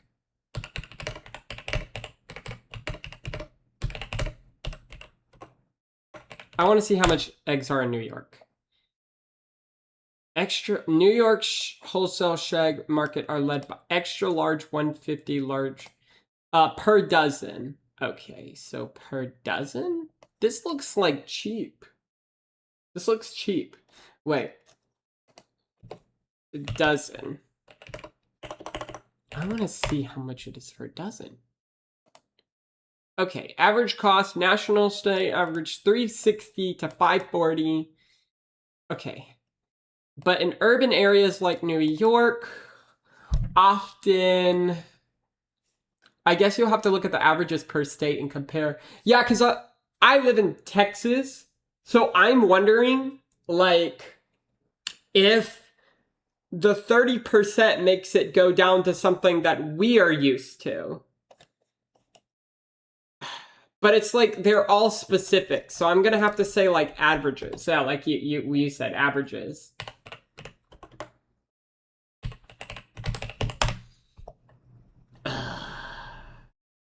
But that's just 150 to 250 per dozen. So what's 30% of that? So let's say your eggs are like at the highest, 250. I don't know how they're 250.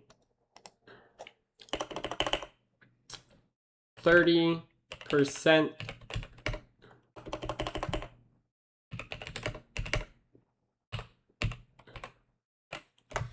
Okay, so you have 250 minus 0.7.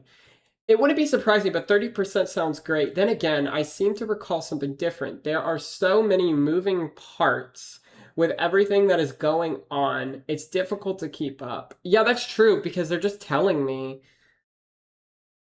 They're just telling me, like, you would think eggs would be more expensive. So what is this? 2.5 minus 0.75. So your eggs are going to cost $1.75 for a dozen. Okay. Okay, but do people normally buy dozen? Because I know that people buy 2 dozen. It's rising 30 cents in the concrete. Then again, I would seem to recall something different. There are so many moving parts. I think... Let me see how much are a dozen eggs in Texas, because there's no way. How much is a dozen eggs in Texas? Oh, wow. That's more expensive. Depends on the egg, how many eggs you eat. Yeah, that's true. Does. Approximately 250 to 335. That's crazy. That's crazy, because you would think in New York it would be more expensive. Let's see. Are eggs... I think I researched it wrong. How much are eggs in New York City? That's a better question. What the fuck? Alright, dozen. There are a lot of factors can consider, though I'm not sure what all of them could be. What are you talking about? Like, what are the I'm not all about. Give me like 2 factors. That actually might help. How much are eggs? Let's say dozen. I want to know how much a dozen would be. Oh my god! Okay, yeah, that's crazy. $4 over to $11 per dozen. Okay, now when you put, because I swear, everything's more expensive in the city. I remember going to fucking Houston and everything being more expensive. I'm not going to tell you what I bought at CVS, though. That'd be hilarious. Fucking crazy. So let's say the median of 11 and 4. Median is 7.5. So let's say compared to Houston and Austin. Yeah. So, okay, 7.5. Okay. So let's say, I would say, okay, so let's say that's the average, I would assume. 30% of 7.5. That would be 2.25. So if this is correct, it would be 30% for a dozen of eggs would be $5.25. So now eggs in, I feel like Austin would be more expensive. Eggs in downtown Houston cost.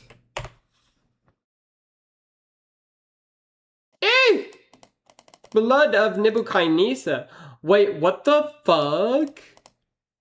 Egg dishes. Well, egg dishes. Okay. So let's see the median. I do not want to know what it is in Austin, man. I do not.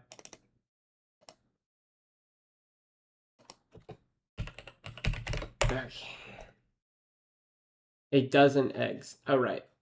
Well, that's what I stick to that. I thought I did that. Oh, crap. I destroyed the comments.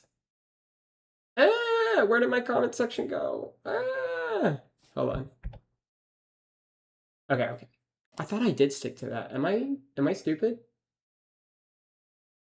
Am I stupid? Because I don't remember that. Okay. Where is it? Everyone's gonna know my history. No.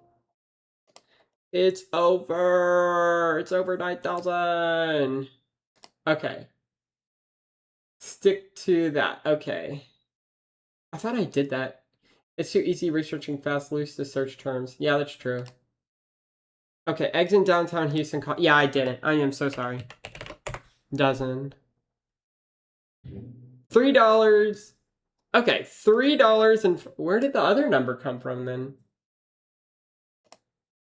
Okay, HEB. Oh yeah, you're gonna find a lot of HEBs. I guess there's another specific, like HEB is the standard. Everyone goes to HEB because it's fucking $3 and $5.50. What's the medium?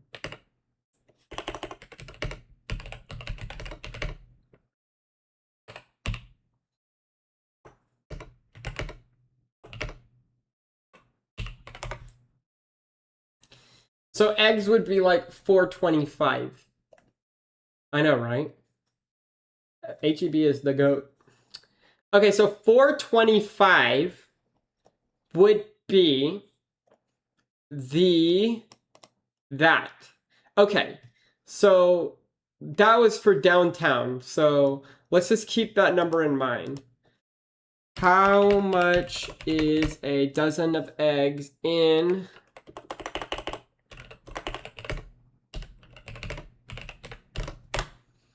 New York City? Okay, what the fuck? Okay, dozen eggs. Dozen. Okay. So, median. I feel like I got a different answer last time.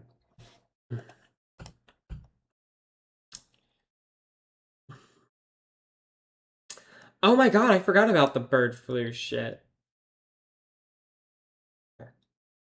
But I don't think we should take that into account, no. If we should take it into account, let me know. 2.5 and what? The answer was different last time. I think AI is gaslighting you. Yeah, that's a good point. What the fuck? Okay, let's actually look at a fucking article. AI is gaslighting me. Oh! Interesting. The price of 12 large... Okay, so $9. Okay, Austin, okay, there's a whole thing about eggs. I should have just used this. Thank you. You led me to the right place. I always wonder why eggs is the standard for how much the grocery stores cost. I don't know. Oh wow, London, it's even cheaper. Okay. Wow.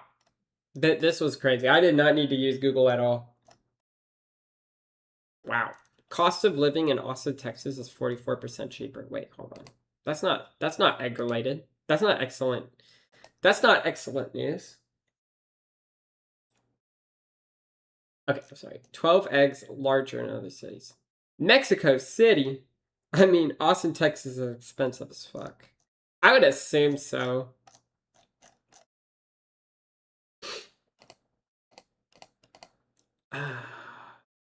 Okay, I feel like I'm getting into this egg thing, but there's something I want to do, because I want to know what 30... Okay, let's just say, hypothetically, that if you go to a New York City store, $9 is the cost of eggs. It's the excellent amount. Now, 30% of 9, I have no idea. 30% of 9. I can't do math. I never was a good student at school. 2.7. Okay, so when I first came, Mamdani's promises at grocery store are the eggs. Wait, I lived there, though it has been a while. What came first, Mamdani's promises for the grocery store or the eggs? I don't know. So you have 2.7, so 9 minus 2 points. Oh, that's really good. Okay, you have 6.3. So let's say you go to Mamdani's store. Isn't $6.03 or 30 cents like expensive? Okay, so now by city. Oh. Wait, really? Most expensive cities? London? Crazy. In the world? But you just said, yeah. Singapore is expensive? Cheapest cities? No shit. The fuck? If you live in Kiev, that's like being in a Marvel movie. Like straight up. You know how like after the Avengers you still have people like living in New York City? Like bruh, and then like a bunch of shit goes on like in New York like every single time. Like I kept telling my girlfriend we were watching these Marvel movies like who the fuck is staying in New York? But Kiev's gotta be the same as fucking New York and Marvel. Like that shit's like crazy. Cheapest cities. Like what is this? Like what does Indonesia... I can't even say that, but what does this have? No, what is... What? Well, it's not for New York City, but only because that place is so expensive. I came up with the basic formula for determining the value of an average human in an area. Okay? Shoot it. I want to hear this. Cost of living index. Is Austin the standard for Texas? Like, you would think it's Houston, because Houston's a lot bigger.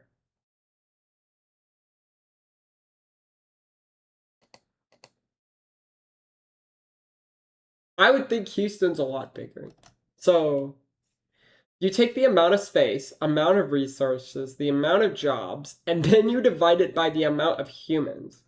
It's way oversimplified, but it mostly works. So, hold on. So you gotta research everything on there. Okay, let's start. Okay, let's do your thing. Let's do your thing. All right. Fucking AI. All right. Yeah, but Houston is way more lax with zoning, which allows it to have more growth, making rent cheaper, which has tacit effect prices. Okay. Yeah, but Houston's miserable because The fucking weather sucks here. Okay, so what is the population of New York? So you have 5 million people? Holy shit. Okay, so we have that statistic down. But before anything... Okay. So population estimates. This is better. I don't want to look at AI for every single one of the sources, or I'm going to have a slop tuber come after me, even though I only have 300 subscribers. Okay, so... Let's see. The weather is great, but I love heat and humidity. I was hoping it would get 20 degrees warmer with humidity. Oughta be a great show. No. Dude, look at my arm. Like, there's so many fucking mosquitoes over here. I can't go outside for like more than 5 minutes without 5 mosquitoes killing me. Okay. So, let's see. You take the amount of space. Okay. How much space is in New? Man, that was fast. What? To green space? No, I want to know... What? Oh. How much... Why does it say green space? What the fuck is green space? It's like alien space? What the... Don't look at my history. No, I'm just kidding. Okay, so one... Okay, so it says right here. Okay, so what are you doing here? Okay. Take the amount of space, amount of resources. Okay.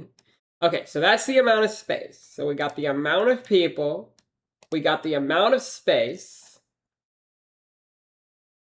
Yeah, wow. The mosquito, the capital is the mosquitoes. Literally fucking sucks over here. And that's something to brag about with Austin. How could you have a mosquito problem for so long and not solve it by now? They need to make robotic mosquitoes to kill them. But then if the robotic mosquitoes could probably fucking do some political shit. Probably poison political people or whatever. I don't know.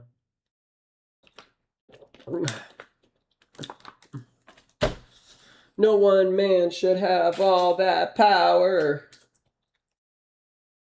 Okay. So, we've got that. Alright, what's next? Amount of space, amount of resources. I'm just gonna Google. How many resources are in New York City? I want to know how many resources. There is no resources. Okay, you gotta tell me what resources mean. For every mosquito crew, it creates 2. That's a secret. Alright, how do I... Fuck. How do I say this? How do I calculate the amount of resources? I want to know what that means. I want to know what calculating the resources... I want to know what calculating the resources is. Because I feel like that's pretty important. That's really important.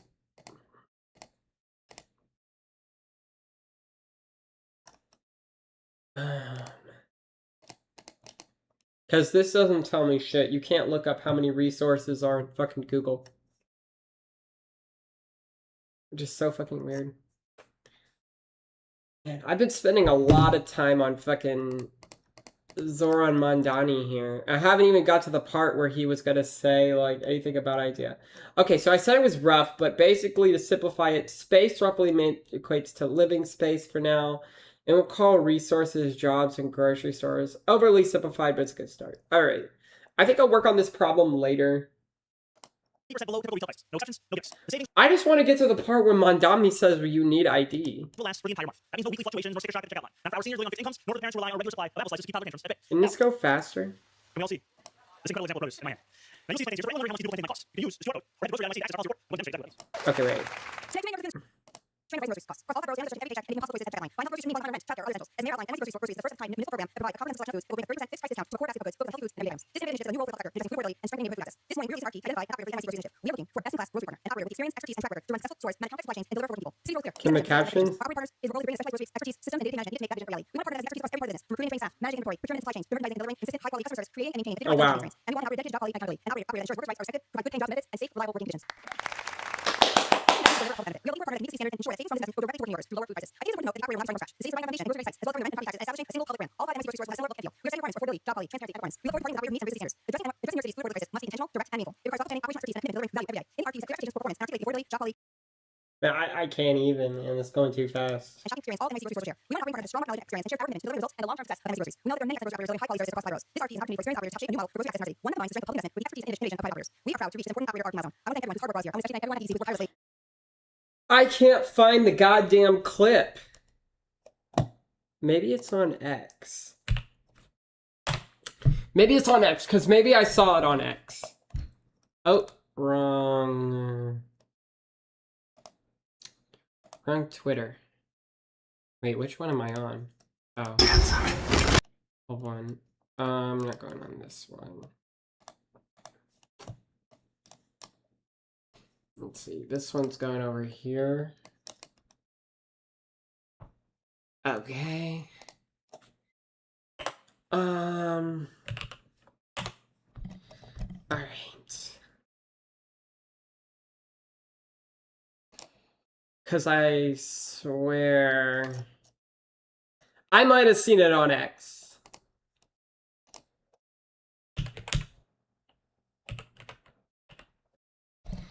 I might have seen it on X because from taking wait. advantage of that, that deal basically, Yes, and is here there it going to be a is. limit on the number of items that someone can take that are discounted at that level from that essential basket? So our RFP makes very clear that this is a program for New Yorkers to be able to put food on the table, not a program for people to be able to make a quick buck through reselling. I'm going to pass it over to our EDC head, Jeannie Pack, to add some additional details. I was looking for this. Yes, if you look at so our easy to RFP for the find shit on operator, Twitter. We are looking to make sure that we target New Yorkers, whether it be at sort of a library card-esque thing, and also we manage who's buying, and that is focused on everyday New Yorkers. So we are mindful of that, and so we're going to make sure that we have all the things in place to ensure that that does. Well, okay, so RFP for the operator, we are looking to make sure that we target New Yorkers, whether it be at sort of a library card-esque thing. So it's a library card-esque thing.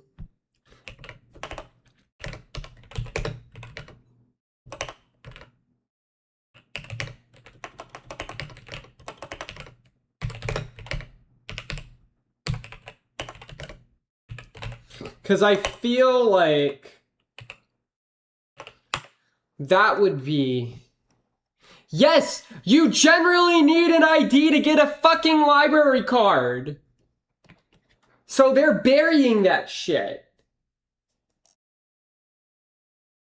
What the fuck? Why can't you find this on YouTube? But it's on Twitter. That's crazy. That's crazy. You need a fucking library card kind of system, but that requires ID. Wow. If those kids could read, they'd be so upset right now. Exactly, you gotta read between the lines. And then you have Mamdani.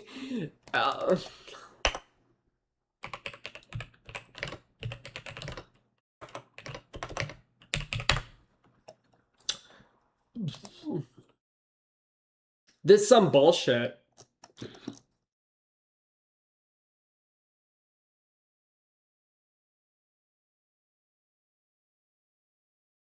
For ID requirements, Republic officials. But city official says there will be no here's a closer look at the fact claim. ID is required. The fact this is false. No one will ask to show ID by the city or, according to officials, a customer card akin to a loyalty savings card at a traditional supermarket is being discussed.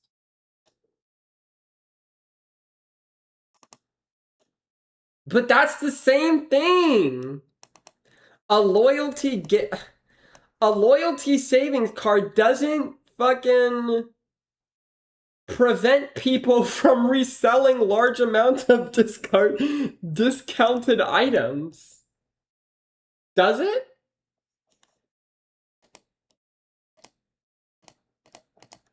I'm assuming so, because I feel like HEB has that set. Hold on. Does a loyalty card prevent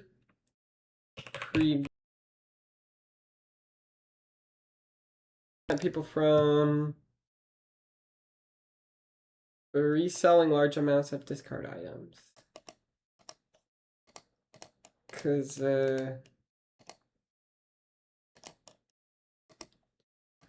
that would make sense. What the fuck is happening? What is happening? It will not require ID to access. Well, then what is this? If it's a library card, you need an ID for that. So you just... But can't you go to fucking Walmart, save money, live better?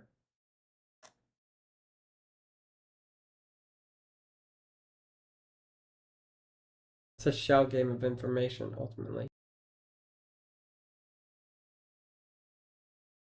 Require people to show documentary proof of citizenship. I was talking to my girlfriend about it yesterday. We're both like whining about it. False claims spreading online. If you're lazy, we have ready carts, but if you're disabled, it's too bad. Doesn't Walmart have those fucking... We have righty carts, but if you're disabled, too bad. You have to go from the wheelchair. Do you just park your wheelchair and then go on the righty cart? I feel like that's the case. I don't know. What if you could park your wheelchair outside? And like they bring you a cart. That'd be fucking crazy. Okay. Alright, I've been spending way too long on this Mamdani thing.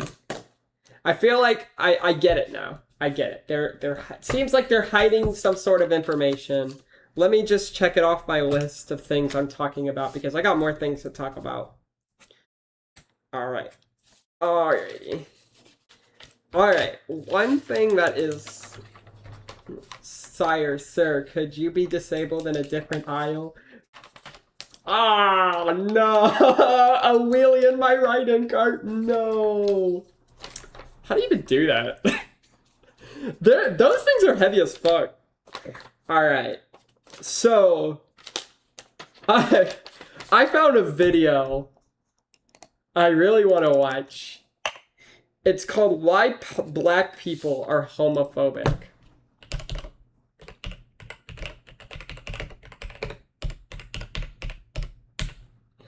I don't know why. I saw it. Okay, that wasn't the one. That wasn't the one. Wait, where'd the video go? I saw it earlier. It was newer. I think it was like newer. Stands in the back, they might be able to do it. I think it was like this week, I think. What? How the fuck? Okay, it's gone. Did he delete the video? That's crazy.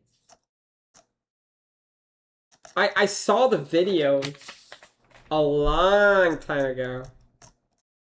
At least on my feed. That's crazy. Homophobic problem? I think that's what it was called. No. It's literally gone. I get he got too much blowback. Was it this guy? No, he looked like that. He got too much blowback. That's fucking crazy. Gay in a homophobic school. Time to move school, kid. Streamers University was homophobic. Whatever happened in Streamers University? Man, I saw some of his videos like a long time ago. It's ancient history. His videos are ancient history now. He must have deleted it. He must have deleted it. Time.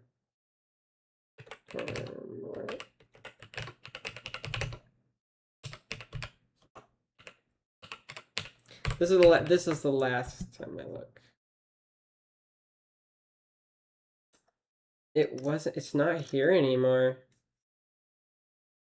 It's like gone. Wait, let me see if it was like 2 months ago. Maybe it was like this month. Let's see if it was this month. Does Black community have a homophobia problem? There it is. Here. I fucking buried that shit. And what's worse is if they... Ooh, what the fuck was I thinking? Alright, I saw this video in passing. I got really interested in it. Homophobic Black people, we don't want to be associated with being gay. They were raised to be that way. As someone who's Black and gay, this conversation has been around my entire life. I've heard all of the jokes, the masculinity debates, I've heard it all, and I've experienced a lot. You know what's crazy? I've known straight people with that raspy voice.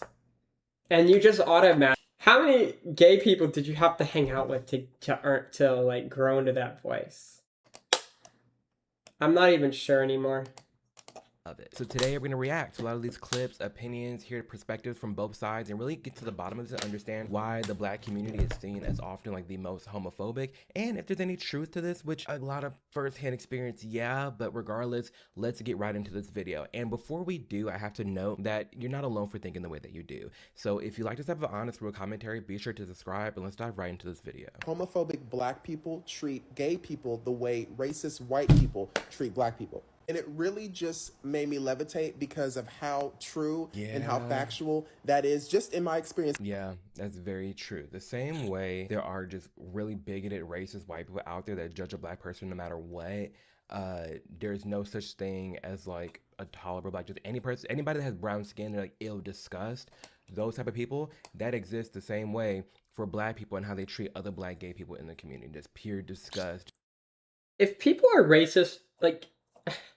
How can you be homophobic if people are racist towards you? Isn't like that the same thing? Isn't that like friendly fire? What's that robot meme? It's like they're shooting at us.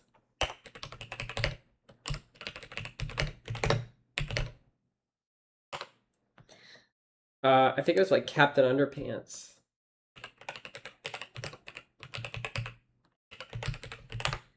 I think it's like the shooting robot scene. Oh my god, I remember this. What was this? Wait, no, that wasn't the one. Okay, that wasn't it. What the fuck is that zesty ass shit? Okay. It was on X. It was on X. So apparently, Trump has given Iran one last chance. I want to know what that means.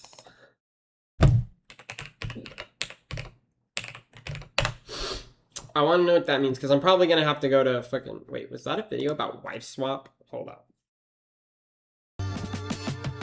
Oh, it's gone. Whatever, don't care.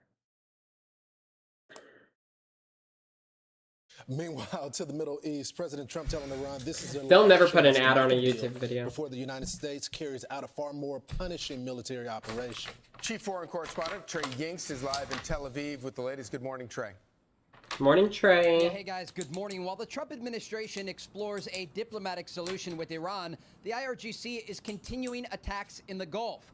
Overnight, a cargo ship off the coast of Oman was hit with an unknown projectile, according to maritime tracking groups. The incident comes as the U.S. naval blockade remains in effect. CENTCOM says that as of August 3rd, they have redirected 44 commercial vessels and disabled 2 others. Captain, you are requested to alter course to 190. If you do not comply, we will compel compliance with force. This is Warship 45. We will monitor your course for compliance at this time. Warship 45 standing by on 160. President Trump posted to Truth Social on Monday saying, in part, nothing gets through to Iran unless we want it to, and nothing will get through unless a deal or total surrender is accomplished. Whether Iran wants to admit it or not, we are, in fact, talking of a solution to a problem that they have caused. The president described the state of play with Iran yesterday from the Oval Office. Mr. President, are the talks with Iran now off and are airstrikes back they're on? They're going on right now. It's an amazing. And they're always going on, but they keep going back and forth. And we'll say we have or we don't have. You know, we're straight about it. But they deny. But they're not denying it now. Is this the last chance? This is not something that, if it doesn't happen, this is the last chance for them to sign a good document.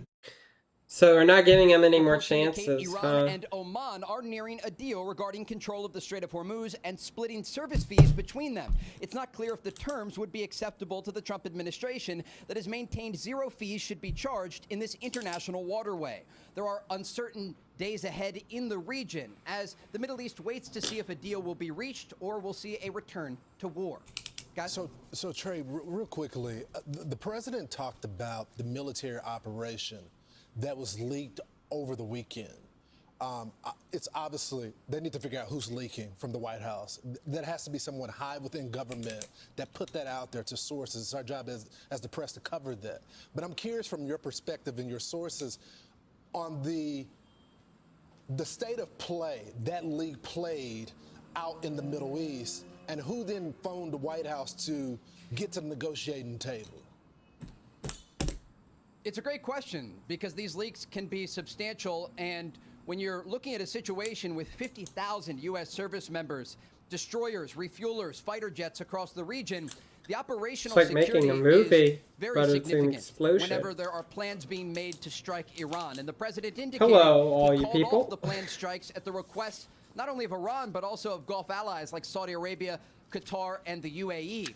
What was interesting, though, Lawrence, why is it taking so Israeli long? Intelligence officials over the weekend who said they weren't even aware of the details of the plan. And that's how close the administration was holding these details to the chest because of how sensitive it is in the region. And so moving forward, we do anticipate the Trump administration will do everything possible to ensure that they're not giving Iran a heads up.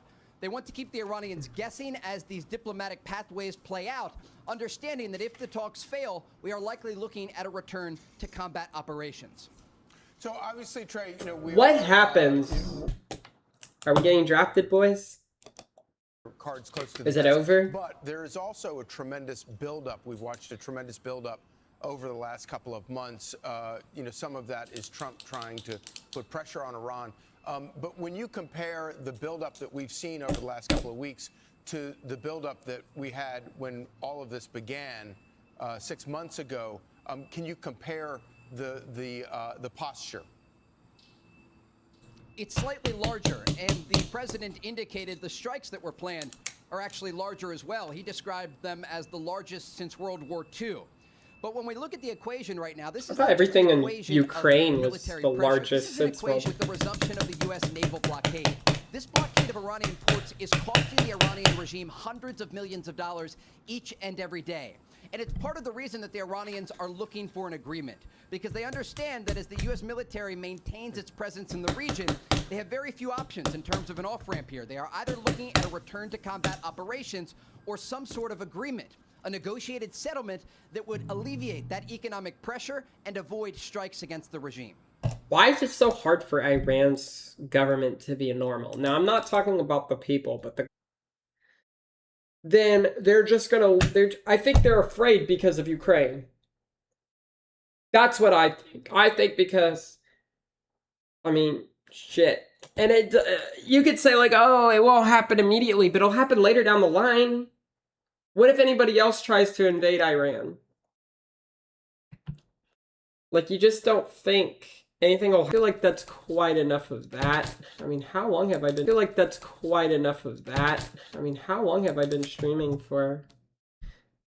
I started at like fucking 2. So I've been streaming for like a good 3 hours. Almost. Yeah, it's 3 hours. Almost. Yeah, it's 3 hours. Okay. Okay. I want to know what this fucking Lindsay Clancy court video is.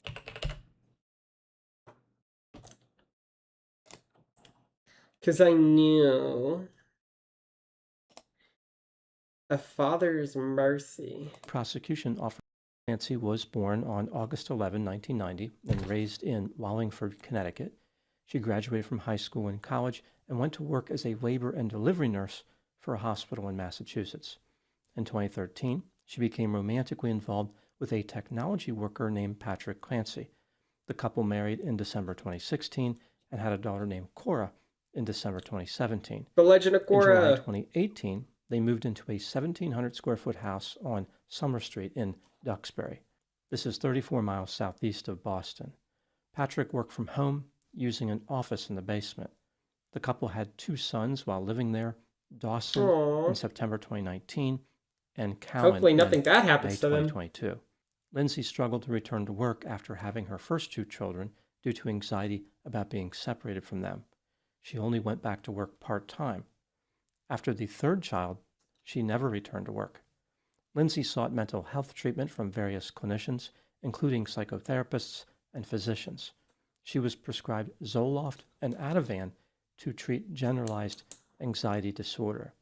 In November 2022, she drove herself to the emergency room after not sleeping for 2 nights. Oof. She was prescribed the sedative Ambien. Lindsay found a new physician and eventually received several more drugs, including Valium, Trazodone, Klonopin, Prozac, Remeron, Lamictal, Benadryl, and Seroquel. Benadryl? She was taking up to 4 medications a day, although the state would later argue the maximum What are she you taking ever took at the Benadryl same for? I time guess was allergies. 3. During a hospital visit on December 20, 2022, clinicians found no symptoms of postpartum depression. By the end of that month, Lindsay was having thoughts of wanting to die and thoughts about harming her children. On January 1, 2023, she entered an inpatient program and was prescribed amitriptyline, her 13th medication in 4 months. On January 5, she was discharged. Now moving to the timeline of the alleged crime. On January 24, 2023, Lindsay Clancy took her daughter Cora to an appointment with a pediatrician in the morning. After returning home, she played in the snow with Cora and Dawson. At 4:53 p.m., Lindsay sent a text message to Patrick asking if he would pick up takeout for dinner. 17 minutes later, she placed an order at a restaurant that was farther away than the couple's usual choice for takeout. Patrick left at 5:15 p.m. He went to a CVS store at Lindsay's request, then picked up the takeout. He arrived home at 6:09 p.m. 2 minutes later, at 6:11 p.m., he called 911 after seeing blood on the floor and noticing open windows. While on the phone with the operator, Patrick ran out to the backyard and found his wife on the ground. Lindsay told him their children were in the basement. First responders arrived quickly. They discovered that Lindsay had strangled her 3 children with exercise bands. What? That's crazy. That's crazy. I mean, everybody would have that reaction too. What the fuck? Cowan was more that escalated quick. Wounded and would die 3 days later. After the attack, Wait, Lindsay what? traveled through mortally wounded with exercise bands. Cora and Dawson were dead. Cowan was mortally wounded and would die 3 days later. After the Ow! attack, Ayo! What Lindsay the traveled fuck? through a second-story window and was severely injured Crazy. upon landing on the ground. She was transported to a hospital where it was discovered that she was paralyzed from the waist down. Eventually, What? Okay, what? She was paralyzed? Lindsay was charged with 3 counts of first-degree murder. On July 27, 2026, Lindsay Clancy's trial started. Her defense was based on legal insanity. During opening statements, the prosecution offered their basic theory. Lindsay suffered from anxiety and depression, but was not psychotic. She was extremely controlling, meticulous, and manipulative, and withheld information about her condition from mental health providers and from her husband, Patrick. Oh, shit. Lindsay disengaged from mental health treatment when she did not like the plan. The killings were planned in advance. Lindsay arranged for Patrick to leave and killed each Y'all child. killing in methodically. advance? Her conduct Y'all fucking killing with credit? demonstrated consciousness, control, organization, and knowledge of wrongdoing. Not What the fuck? This whole shit was engineered. surprisingly, She had a plan. How the fuck is she doing the insanity the defense had a different basic theory. Lindsay loved her children and had no rational motive to kill them. She suffered from severe mental health symptoms, which clinicians failed to identify and address. She was the victim of a broken system. Lindsay plainly stated that she had homicidal intent. She was given medications that could have worsened her state of mind. Postpartum psychosis. So I guess led there to was nothing you delusions could and really do. hallucinations. This is why she carried out the killings. The first witness at the trial was Patrick Clancy. Dude, they look the same. Were these guys made in a test tube? Even though he was a witness for the prosecution, much of his testimony functioned as evidence for the defense. Here is a summary of his testimony. Lindsay was a loving and involved mother with no history of violence toward their children. After the birth of their third child, she developed severe insomnia, depression, weight loss, and intrusive thoughts involving the children. She saw multiple clinicians and received a series of medications. Not long before the Damn, that third child fucked her up. What the fuck? That's crazy. I guess take 3, bruh. That's... Oh, no. I don't want to say that child was a demon spawn or anything, because that would be really rude, but... Damn. That baby just fucked her up. killings, her condition appeared to improve dramatically. On the day of the killings, Lindsay behaved normally. It seemed to be one of her best days, as far as her mood. What? At the time I am making this video, the trial of Lindsay Clancy continues. Now moving to my analysis. One of the key questions about Patrick's testimony is this: to what degree did it damage or boost Lindsay's case? Did his testimony support the state's version of events or the defense? Let's take a look at the factors that helped the prosecution, then move to the factors that helped the defense, starting with the testimony that aided the state. Patrick's testimony helped to establish that Lindsay demonstrated purposeful conduct. She made dinner arrangements, sent him on a trip that was farther than necessary, communicated with him as he was running the errands, and conducted the attack. Her behavior was deliberate and goal-directed. Patrick never observed any psychosis. He did not see Lindsay speaking to an unseen person. Lindsay never described hearing a male voice. She only described this after the attack. Lindsay never lost the ability to communicate, and she never appeared to be out of touch with reality. Patrick actually believed that Lindsay had improved in the days leading up to the tragedy. This is damaging because sometimes people who intend on harming themselves show dramatic improvement in mood beforehand. Maybe Lindsay was happy about her terrible plans. The prosecution questioned Patrick about Lindsay's largely full prescription bottles. It appeared as though Lindsay only took a few pills. Oh, she was not from many taking any her of that prescriptions. shit. This That's makes how it you seem know. like she was non-compliant with treatment. How can the defense blame the prescribers if Lindsay was not cooperating with their treatment strategies? Now moving to the factors that aided the defense. Patrick's testimony supported the idea that Lindsay did not have an obvious or traditional motive for the killings. The couple enjoyed financial security, family support, and child care assistance in the form of babysitters. Lindsay was an affectionate and caring mother. There was no custody dispute, no romantic escape plan. She just looks demonic. Look at those eyes. It's almost as if she's like watching you, watching your every move. Like he didn't notice that. History of mistreatment and no hostility toward the children. The absence of a rational motive does not prove insanity, but it makes the defense theory seem more plausible. Patrick and multiple mental health treatment failures. Patrick had a front row seat to Lindsay's behavior, which gives him a type of credibility.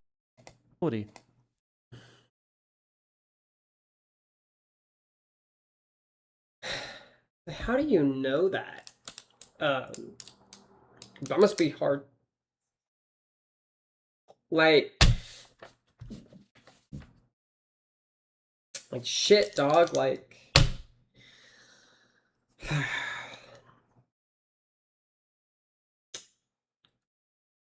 how do I say that? Like, you can't. I bet the guy should have noticed it was very specific. Because she sent him pretty far. You couldn't get a straitjacket no jutsu. The clinicians do not enjoy. His testimony made it difficult Or for the state no to dismiss jutsu. Lindsay's mental illness as inconsequential, exaggerated, or invented. Lindsay consulted clinicians, accepted medication, went to emergency departments, participated in specialized treatment, involved her family, and mentioned having disturbing thoughts. Patrick did not know that Lindsay was psychotic. Explanation deserves serious consideration. When considering all the testimony and weighing the factors, did Patrick hurt or help Lindsay's case? Overall, I felt as though he helped her case. Usually in a trial like this, the father of the victims would be railing against the perpetrator, screaming for justice. Not guilty, she will spend years in a mental hospital, which will probably be worse than prison. It's possible that she may never be released. It all depends on how the clinicians evaluate Why her would she be likelihood released? of being dangerous. So once again, Lindsay will be subject to the whims of mental health clinicians who may or may not be competent. Lindsay looks like a person who has already lost everything. The jury may be reluctant to stack on one more defeat in the form of a guilty verdict. There is no way to know what the jury will decide. There are many more witnesses scheduled to testify. The trial is projected to last about 6 to 8 weeks. Was there actually people like witnessing this? In total. From the bunker? Who knows what the testimony might show. Based on the current information, I continue to believe that Lindsay's argument is credible and persuasive. We will have to wait to see if the jury feels the same way. No matter what the result is, I think this case has led to a larger discussion about how women who struggle with postpartum symptoms do not always receive appropriate mental health care. Lindsay was simply given too many drugs. The interactions between these medications are extremely complex and unpredictable.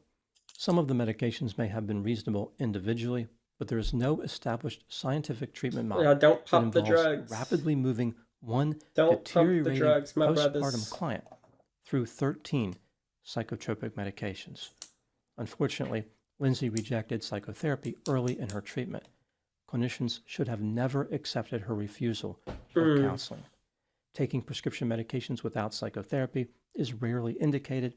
It would never be indicated for the symptoms. Isn't she Lindsay an had. adult though? Wouldn't she? She may have been non-compliant, and that was an unwise choice. However, there is the sense that her clinicians did not make a sincere effort to engage her in counseling. Sustained psychotherapy might have exposed the content and progression of Lindsay's disturbing thoughts in a way that brief medication management appointments never could. This could have led to an intervention before the danger became catastrophic. These clinicians may have substituted serial prescribing for sustained counseling, assessment, Why diagnostic does it keep clarity, showing her without and glasses? coordinated care. But now she has Instead of sitting in glasses. front of a human and being encouraged to explore her feelings, Lindsay was left with bottles of drugs. Guilty or not, her case represents a harsh indictment of a broken system. Those are my thoughts on the case of Lindsay Clancy. Thank you so much for watching. So she could be innocent? Up the medications, my G's. I'm wondering if I stream... Helped her case. I mean, my stream is going fine, but restreams Isn't she an just... adult, though? Wouldn't she may have been non-compliant? And that was... way more worse than we think. Psychotropic drugs can be... Spoke. Do they read all these books that they have? Right. I don't want to spend time on this. Thank you. All right. What we're going to do at this point, Ms. Clancy, I'm going to, my understanding is that you, through counsel, have offered to stipulate to certain facts that would be introduced during the course of this trial. So what I want to do is just ask you a series of questions to make sure that you understand the effect of stipulating to these facts. So I'm going to just ask you some brief questions at this point, and then we'll kind of go from there. So if you could swear, Ms. Clancy, in, please. All right, Ms. Clancy, I've been shown a list or summary of stipulations that's been marked as Exhibit or J for identification. So it's my understanding that you are requesting or offering to stipulate to certain facts. Is that correct? Yes, Your Honor. All right. And before I accept that, I got to make sure, ask you some questions, make sure that your decision to do so is voluntary, that you understand the consequences. So I'm going to ask you some questions. If at any time you need to speak to Mr. Reddington, or you have any questions or have problems understanding what I'm saying, just let me know, okay? Now, so she's paralyzed. The Commonwealth, in this case, is required to prove each and every element of the case against you beyond a reasonable doubt. Do you understand that? Yes, Your Honor. All right. You understand that there are certain facts that could be introduced during the course of the trial that would support, might support the Commonwealth's position regarding. I don't get how she's paraplegic all of a sudden by now. signing the stipulation, you're agreeing that the Commonwealth does not have to prove these certain facts that are contained in the stipulation. Do you understand that? Yes, Your Honor. And you understand by signing or going along with that stipulation, you are basically relieving the Commonwealth of its burden to prove those certain facts. Do you understand that? Yes, Your Honor. Is that what you want to do at this point? Yes. All right. Have you gone over the stipulation or the summary of the stipulations with Attorney Reddington? Yes, I have. Do you need any more time to do that? Nothing. No, by entering into this stipulation, you're giving up some important rights. So I kind of want to go over those with you at this time. You understand, by law, you're presumed to be innocent of each charge against you, and you do not have to prove your innocence. All right. So instead, at trial, the Commonwealth, as I said to you before, has the burden of proving you are guilty of each element of the charges against you. And by entering into this stipulation, you're giving up your right to force the Commonwealth to prove the facts that are contained in these stipulations. Do you understand that? Yes, Your Honor. All right. You also, at trial, where we are now, you have the right to confront the witnesses that would testify about these facts. And by entering into this stipulation, you're giving up that right with respect to these stipulated facts. Do you understand that? Yes, Your Honor. All right. You also, if you wanted to, could call your own witnesses at the trial to contest these stipulated facts if you want to. You understand you'd be giving up that right by entering into the stipulation. Yes, Your Honor. All right. You also, at trial, have the right to remain silent and cannot be forced to testify at this. You understand by entering into the stipulation, you're giving up in a limited way that right with respect to just those facts. Yes, Your Honor. All right. Are you doing this willingly and voluntarily? Yes, I am. All right. Is it forced to enter into the stipulation? No, Your Honor. Have you had enough time to talk to counsel about this? Yes, I have. All right. All right. I make the following findings. I find that Ms. Clancy has knowingly, intelligently, voluntarily, and willingly entered into the stipulation of the facts that are contained and summarized in Exhibit J for identification. I find that she is competent to enter into this stipulation. I find she understands the consequences of entering into this stipulation. So accordingly, I now accept the proposed stipulation of facts. Thank you. I just would like It just looks so normal. Reiterate the fact that we have not been contesting the government's case in chief, if you will, have been agreeing to evidence, and this stipulation basically relieves the government of having to bring in dozens of. You know what they say? I brought you into this world, I like to take you out. But she did it literally. Rather than have days of testimony, the stipulation will avoid that. So that's why it was stipulated. All right. Come up. Anything else you want to add? Okay. All right. So, like I said, I have made those findings. I'm going to accept the stipulation that Ms. Clancy has agreed to and the parties have agreed to, consistent with J for identification. Counsel, are you ready for the jury then? Before that? All right. All right. We'll be the jury.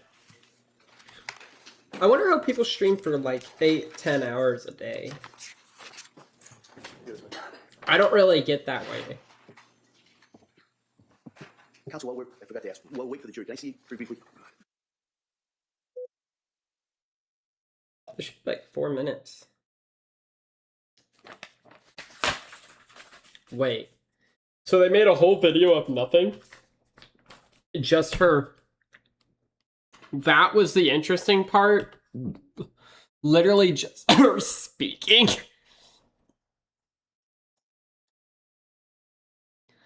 No psychosis. How long is this? 28 minutes? Okay, fine. All right, good afternoon, Doctor. Good afternoon. All right, Kamal, please. Thank you, Your Honor. Good afternoon. Can you please state and spell your first and last name? Yes, my name is Jilam Biswas. My first name is spelled J-H-I-L-A-M. Last name spelled B-I-S-W-A-S. And your date of birth? Date of birth is 9/12/1982. What do you do for a living? I'm a forensic psychiatrist, and I work on at Brigham and Women's Hospital. And what is a forensic psychologist or psychiatrist? Pardon. Well, I'm a forensic psychiatrist What's by she putting in her specialty training, mouth? and, Is that a we drink? work in the courts often doing forensic evaluations of individuals, but I'm also The an adult fuck psychiatrist, is that? and I work at Brigham and Women's Hospital as an adult psychiatrist on the consult liaison unit. And can you just briefly describe What your the education and training fuck background? is on her mouth? Sure. I grew up in the South Shore. I went to Dartmouth College, and then I went to medical school at UMass Chan Medical School. I then did my psychiatry residency at Harvard Longwood, which consists of Brigham and Women's, Beth Israel, Boston Children's at the time. And after that, I did subspecialty training after my psychiatry residency in forensic psychiatry, again at UMass Chan Medical School. And focusing in on January of 2023, were you working at Brigham and Women's Hospital? I was. And specifically on January 25th, 2023, did you interact with a patient there named Lindsay Clancy? I did on January 26th. 26th, okay. And in what capacity did you interact with her, as a forensic psychiatrist or as a member of the staff at Brigham and Women's? I interacted with her as a member of the staff, the psychiatry staff at Brigham and Women's Hospital.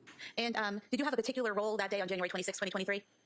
Yes, I was on the consult liaison service, which is What the is she psychiatry service doing? called I've medical never physical seen specialties that kind to of help evaluate and provide communication. psychiatric recommendations. And did you meet with Ms. Clancy on that day, on the 26th? I did. And was that around 2:14 p.m. that you had that interaction? I think it would be somewhere between 2 and 3 o'clock, yes. And when you met with Lindsay Clancy, was that in her hospital room in the ICU? It was. And was she intubated at the time? She was. And was she awake? She was awake. And was she oriented? So she was intubated, so it was difficult for her to really answer a range of questions, and so she gestured to me to be able to write. And so we knew that she was really exhausted and anxious from the entire experience and the evaluation, and so we didn't ask her all of the questions around orientation. When she gestured that she wanted to write, did you give her something to write with or something to write on? I did. And what did you give her? Paper. And did you also give her a pen or something like that? I did. And was she able to, when you asked her certain questions, was she able to answer those questions by writing the answers on the paper? She was. Okay. And did you ask her about her mood that day? I did ask her mood. And what did she write? She wrote horrified. And what was her affect during this interaction? At the time that I saw her, she was intubated, and that in and of itself is very uncomfortable, and so she seemed very anxious. And did she write anything else on that paper that you saw? Yes, the entire evaluation was done through writing because she couldn't speak. So what types of questions were you asking her, and what was she responding with? She wrote it down. She wrote it down? It's fucking crazy. So we asked her, how are you feeling? Horrified. And then she wrote down, do I have an attorney? And I said with my team that at this time, we're just getting to know you and getting to know the case, and we're not sure exactly, what is happening. And we asked her, do you have questions for us? And she asked, is my body broken? Are my legs straight? And she then asked about, can she have visitors? And, where her family is. And when you are asking her questions, what is the goal of the questions that you're asking her? What are you trying to address or assess? It depends. Psychiatrists are called for all kinds of issues that happen in the hospital. In this situation, we were asked around diagnostic clarity, that there was a likely suicide event that occurred. Can you evaluate her for safety at this time before she goes into surgery? And I know that she was intubated, so she's writing her answers. But based on the answers she wrote on the paper, did she seem to understand the questions you were asking? Yes. And her responses, did you understand those? Yes, she was anxious and she needed breaks, and I said, anytime you need a break, we can leave. But she did write to us those particular answers. So what she was writing, even when she asked if she had a lawyer, those were things, what she was writing made sense given the situation. She wasn't writing. So did she so it's saying she felt happy more happy than usual on that day she did it. But so was she under some kind of spell? Almost? She must have been under some kind of spell. Because that's the only way. That's the only way. She was happy because she was on some kind of spell. But then now she's being, not interrogated, but in the detective room. Maybe, interrogated. She does everything with one. She's anxious, and man, it's just two different sides. Maybe she broke out of the spell first. Is there a unicorn in the corner, right? Correct. I'm sorry, I didn't get that right. There was a unicorn in the corner. So what she's asking, do I have an attorney? Are my legs straight? Is my body broken? Those all made sense given the situation she was in, correct? They were relevant answers and questions she was asking. Okay. And are you familiar with the characteristics of psychosis? Yes. Okay. And what are the typical signs or symptoms of someone who is in psychosis? It really depends, and it ranges across a spectrum of symptoms. So we have a whole category of different types of symptoms. The autism for psychosis, and they are spectrum. different for everyone. but they can be what we call negative symptoms, which are more internal, isolating, not responding, not reacting very much. And then we have symptoms like positive symptoms. That's what we call them in psychiatry, but they're a little bit more outward focused, where objectively you can see what those symptoms are, like being paranoid, language, and psychiatric mental statuses, and I did document that. What is internal stimuli? Oftentimes, it's very difficult for our patients to be able to articulate what they're hearing. They may have perceptual disturbances like hallucinations or auditory hallucinations and maybe hearing voices. When it's really active, we often see those individuals interacting with those voices. I didn't see that in that particular moment. So, for example, you could see someone engaging in a conversation, looks like they're engaging in a conversation with someone, or looks like they're looking over at something, thinking something, or someone is there when they're not. Is correct? That's what responding to internal stimuli is. And you didn't see any of that present with Ms. Clancy? Correct. And would it be fair that some of the obvious signs of psychosis would be someone whose thoughts are disorganized, that their thinking isn't linear, that they're not making sense, things like word salad, where they're just throwing in words making sentences that don't make sense? So you described symptoms that we can see in people with serious mental illness who have a psychotic disorder with active symptoms. And you didn't see any of that with Ms. Clancy, is that correct? Not in that snapshot moment of time. And to be clear. So, well, I'm just wondering, like, when she is... Because, like, they were saying that when she's put in this position because of medications.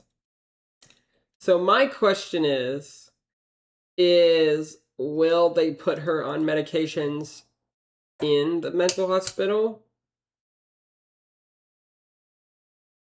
Or whatever it's called, the mental facility? Or the loony bin or whatever? I don't know. Like, will they give her the right medications? And then when she does come back, she's going to be in this psych ward for the rest of her life. But if they give her the right medications, then what? A lot of people say that the psych ward is worse than prison. I guess a lot more dangerous. I don't know what that means, though. You only saw her for a limited amount of time on that one day, correct? That is correct. And this is January 26, 2023, about a day and a half or so after she's admitted to Brigham and Women's. That is correct, yes. And she's still intubated. Yes. And one of the first questions she asked is, do I have a lawyer? Yes. And did you have any... so she started speaking the second...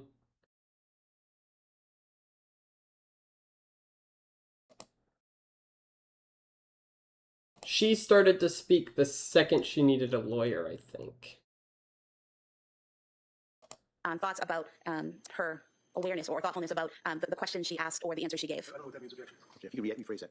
Did you have any assessment professionally of the responses and awareness that she had? Yes, at that time I was trying to assess, is she confused or oriented? Is she completely disorganized? Is she so anxious that she won't be able to sleep? I was assessing suicidality mostly. I was being called into the room for that. Good afternoon. Did she have a surgery or something? The counsel was asking you about psychosis. Apparently you've dealt with people, some of your patients, while you're working in the hospital, that in fact were Florida, they had psychosis and symptoms of psychosis? Yes. So you've dealt with people, is it a fair amount of people that would actually hear voices? Yes, I've seen many patients that are hearing voices. And were they, to your knowledge, were they involved with command hallucinations? Did the voices tell her... I'm just wondering what those voices are like. I want to know.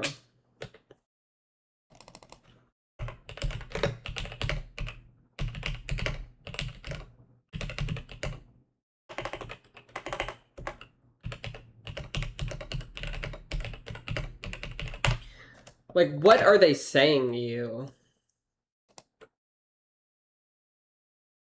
You can only trust me. Jump off the food down yourself, you slut. Jump. There's only one way. Jump off. Kill yourself then, jump. I'm never leaving. You're worthless. I was very, very lost, and I think this is why the voice so easily sort of took a hold of me and took control. You can only trust me, Kyle. I will never let you down. It was more like a desperation thing. I just have to try and get. That's crazy. So I slashed my head, so I hear on my head with a Stanley knife. Oh, God! There were like a loud, high-pitched noise, and then nothing. It would. Oh! Shit, dog! I didn't think it could get that extreme. After 30 minutes. I'll never go. It told me to say that I killed someone. You've killed someone. Kyle, you've killed someone. Hurry up, I'm starving. That's enough. That's your last night. Isn't there medicine for this shit, though? You fat bitch. Don't be rude, Katie. Eat up your cereal.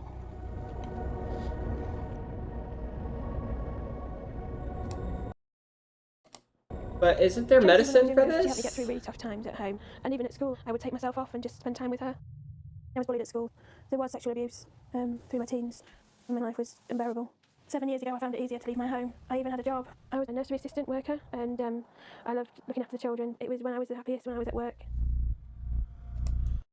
I don't know. When he appears in the kitchen, it's terrifying. I'm going to burn the skin off your bones. You're going to hell. I'm just trying to. I'm going to get you. I'm going to hell. Stop the images in How my long ago was this? This is 8 years ago. For the bravest people I know. Ouch. You're right on top of where the floor is opening up as well. So that's not good. So I just need to be out of this room. I'm going to kill you when you go outside. Who's going to kill you when I go outside, though? Come to the bridge. Come to the bridge. I put you in a wheelchair. You couldn't even kill yourself properly. I don't remember the police at all. I don't even really remember being on the bridge. The police shouted my name. I turned towards them, looked at them, turned back towards the bridge, and then just stepped off. Jump. Whoa. I broke my right foot and ankle. Oh. Smashed my pelvis. I fractured my sternum. Smashed my left wrist, and I broke my right wrist. Oh. And it's hard for anyone to be my friend. It makes you just not want to hang out with people. Oh. Oh no. And not want to go out. I do actually want to meet people. Have like a girlfriend. It is quite hard to meet a girl and then stay around because it's, you know, it's terrifying to meet someone who doesn't necessarily want to live all day every day. I don't really know what the final goal is or anything. Is it to get rid of the voice, or for the voice to be there but me to manage him? Or obviously often people come... These are the people who are more likely to commit crime. At least that's what I'm being because told. how horrible it is. Yeah. Often the way forward is more about sort of changing your relationship with it so that it doesn't affect you or doesn't get in the way of your life. The day I admitted that I had something wrong was the worst day of my life, but the best day of my life is that I try to think of it now as that was the first day of my new life. That is a good thing to Obviously, I am a know. bit wary that The best it's a day massive of your battle. life. It's like a constant battle. I'm on the right medication now. And I know that when I got like when I found out I had some emotional unstable stuff, that was the best day, one of the best days of my life, because that's when I learned I needed something to control it. a lot more stable and just one of them. But it really does take the force.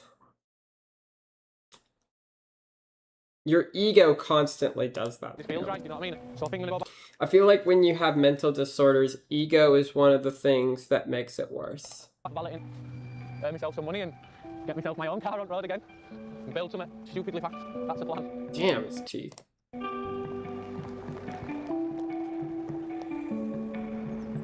We've been working together for about 3 years, and the goal is that I'm more independent. Someone's busy singing. Who's that? It's Sherry. Yeah. My next step is to go outside more without Donna. To be able to go out to work is my long-term goal. To do that, you have to go outside. I have to keep battling every day. You want to die? Suicide! I pull the strings. Die! Jump off the bridge! I pull the strings. I flooded my ears with negative comments. I filled my head with nothing but shame. Street lamps like the bridge, like lights on the runway. You tried to talk me into a fate that would mean I'd never see Just a bunch of therapy will have to deal with this. loved ones again. Shut up. Fuck shut up. I was still on the bridge and he shouting in my ear, saying everyone would be better off if I just wasn't here. Fixes. Why are they recording her near the bridge, though? He's yelling and shouting at me. I tell you to shut up. I argue and fight. I'm gripping the rail in resistance. Concentrate. He captured me and held me hostage underneath the moonlit sky for what felt like a lifetime, drowning in self-doubt and despair. Isn't that traumatic? But I fought and I argued. That is I fought so more. weird Father to should do have had, that. I made it home. I slammed my front door. I shouted, I have the power, not you. Who the hell do you think you're talking to? I am proud of myself that I defied Victor. It feels good. God, BBC is just funny because they make everything interesting. I feel like if somebody watched this, their schizophrenia would go away. The fuck? Oh, yeah. So that was the playback speed of 4 times. Oh, that was a 7. Oh, it's such a glorious day. Oh, it's such a glorious day. I can't believe it's Saturday. We can watch it on TV. Yeah, we have the whole day free. I'm Wingast, a royal son. The fuck? Gen 1. People be like... Okay.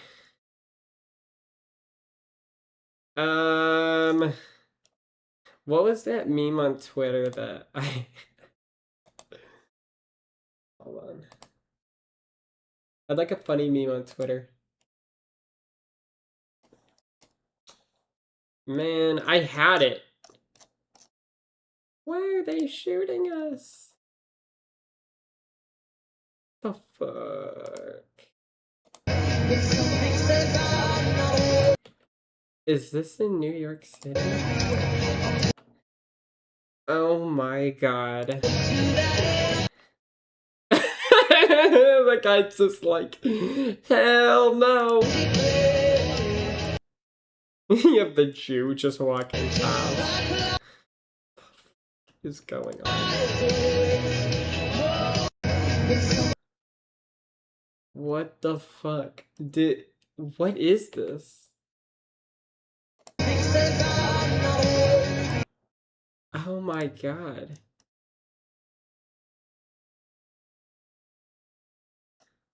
Okay, that guy's a little delusional.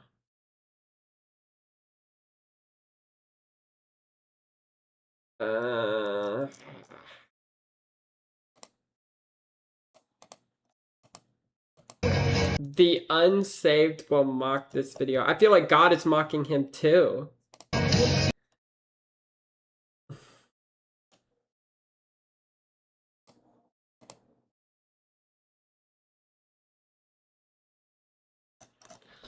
That's so crazy to think somebody does that. Sometimes people tell me, wow, thanks for showing me that they are good Israelis too. And I'm like, no, don't get the wrong idea. There's like 15 of us.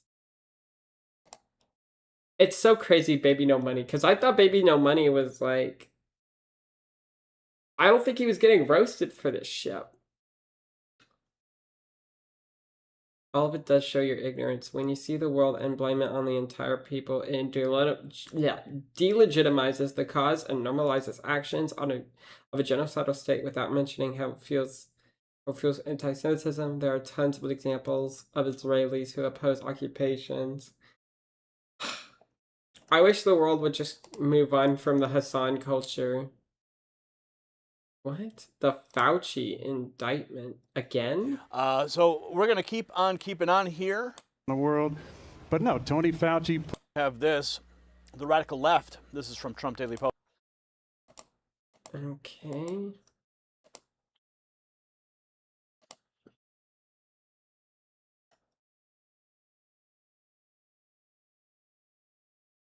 What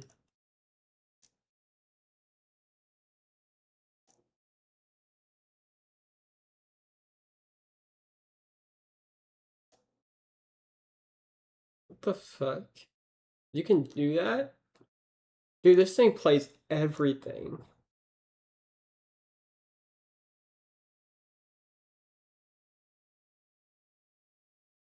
Okay, those are really green bananas, though. Those are alien bananas.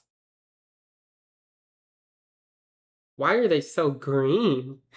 They do kind of look... I get it, they're not ripe yet, but good God, I've never seen bananas that green. Imagine eating one of those, though. Damn, that is pretty ass. Damn. That is... No.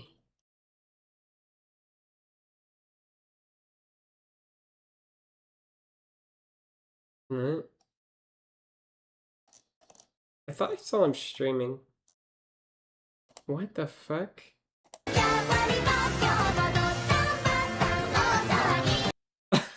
Is this real? What? Is that the Toys R Us giraffe just right there?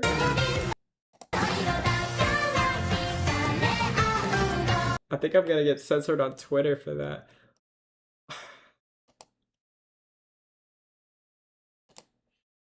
Dude, Pokemon needs to watch out. Dude, what the fuck? An AI did not do that. No fucking... Is this a video? No way is that a whole ass video.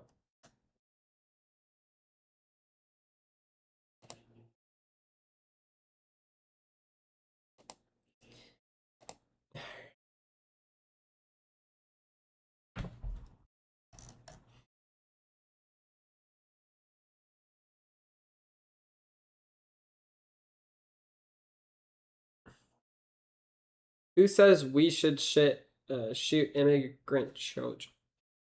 I never really talk about Asmongold on my stream. Right? Well, you can't shoot these people. They have kids with them. Well, then don't bring your kids.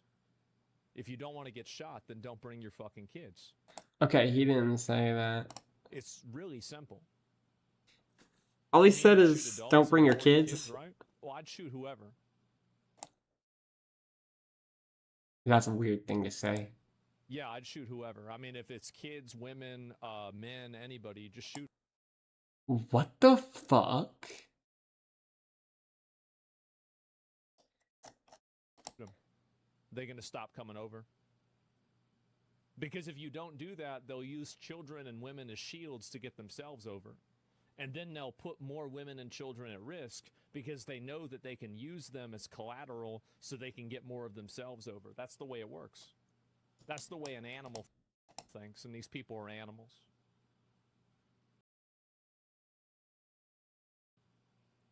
It's just the way. What the actual fuck? They're savages. Absolute fucking savages. He's not gonna apologize. Never bow down to the left, but holy shit. That is such a terrible thing to say. I haven't gotten into the Asmongold shit.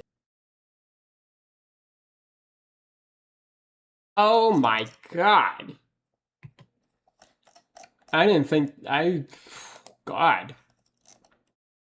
didn't think the right was getting more edgy.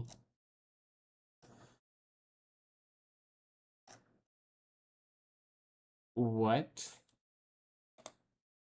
So if you hang out with a furry, you're likable? Mamdani, be nice to that thing.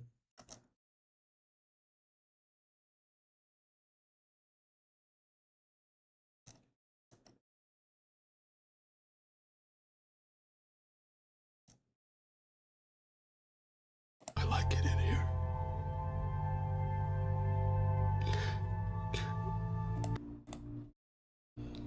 Is Splatoon Raiders even fun? I need to get on that Pokepia shit, but I'm gonna wait till Friday.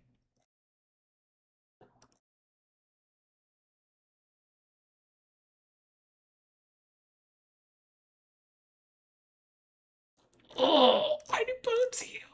Oh my god. Oh god, oh god. It's the worst filter in history.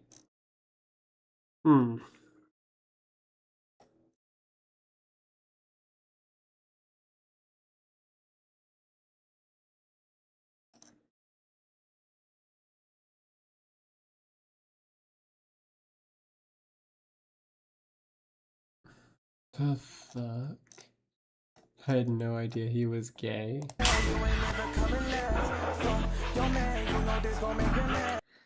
What the fuck is up with this meme? Oh wait, no, I saw it on Futurama. I'm talking about. I don't know. I'm pretty skinny. I mean, everybody's got different sizes. All sizes for all sorts of people. Dude. Sneeko about to get blown up. I think Sneeko made it. I remember when Sneeko was nothing. Now Sneeko is very powerful. Sneeko's too powerful now. And I hate to say that. But golly, maybe I should start saying some fucking crazy shit. Oh.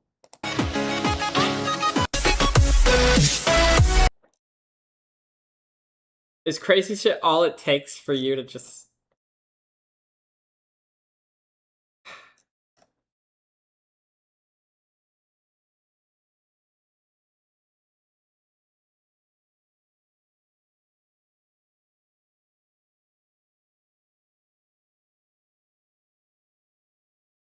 will be printed in demand. So is every card?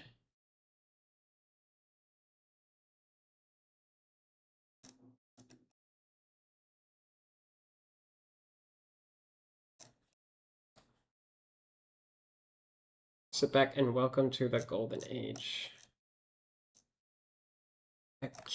A clothing company claims its new shirt can be worn. Okay. Man. He died of cancer, from cancer, with cancer, by cancer. Let's go to cons. pretty much run out of topics for now. So, and I got all the clips that I needed. So, what the fuck? What kind of movie theater is this?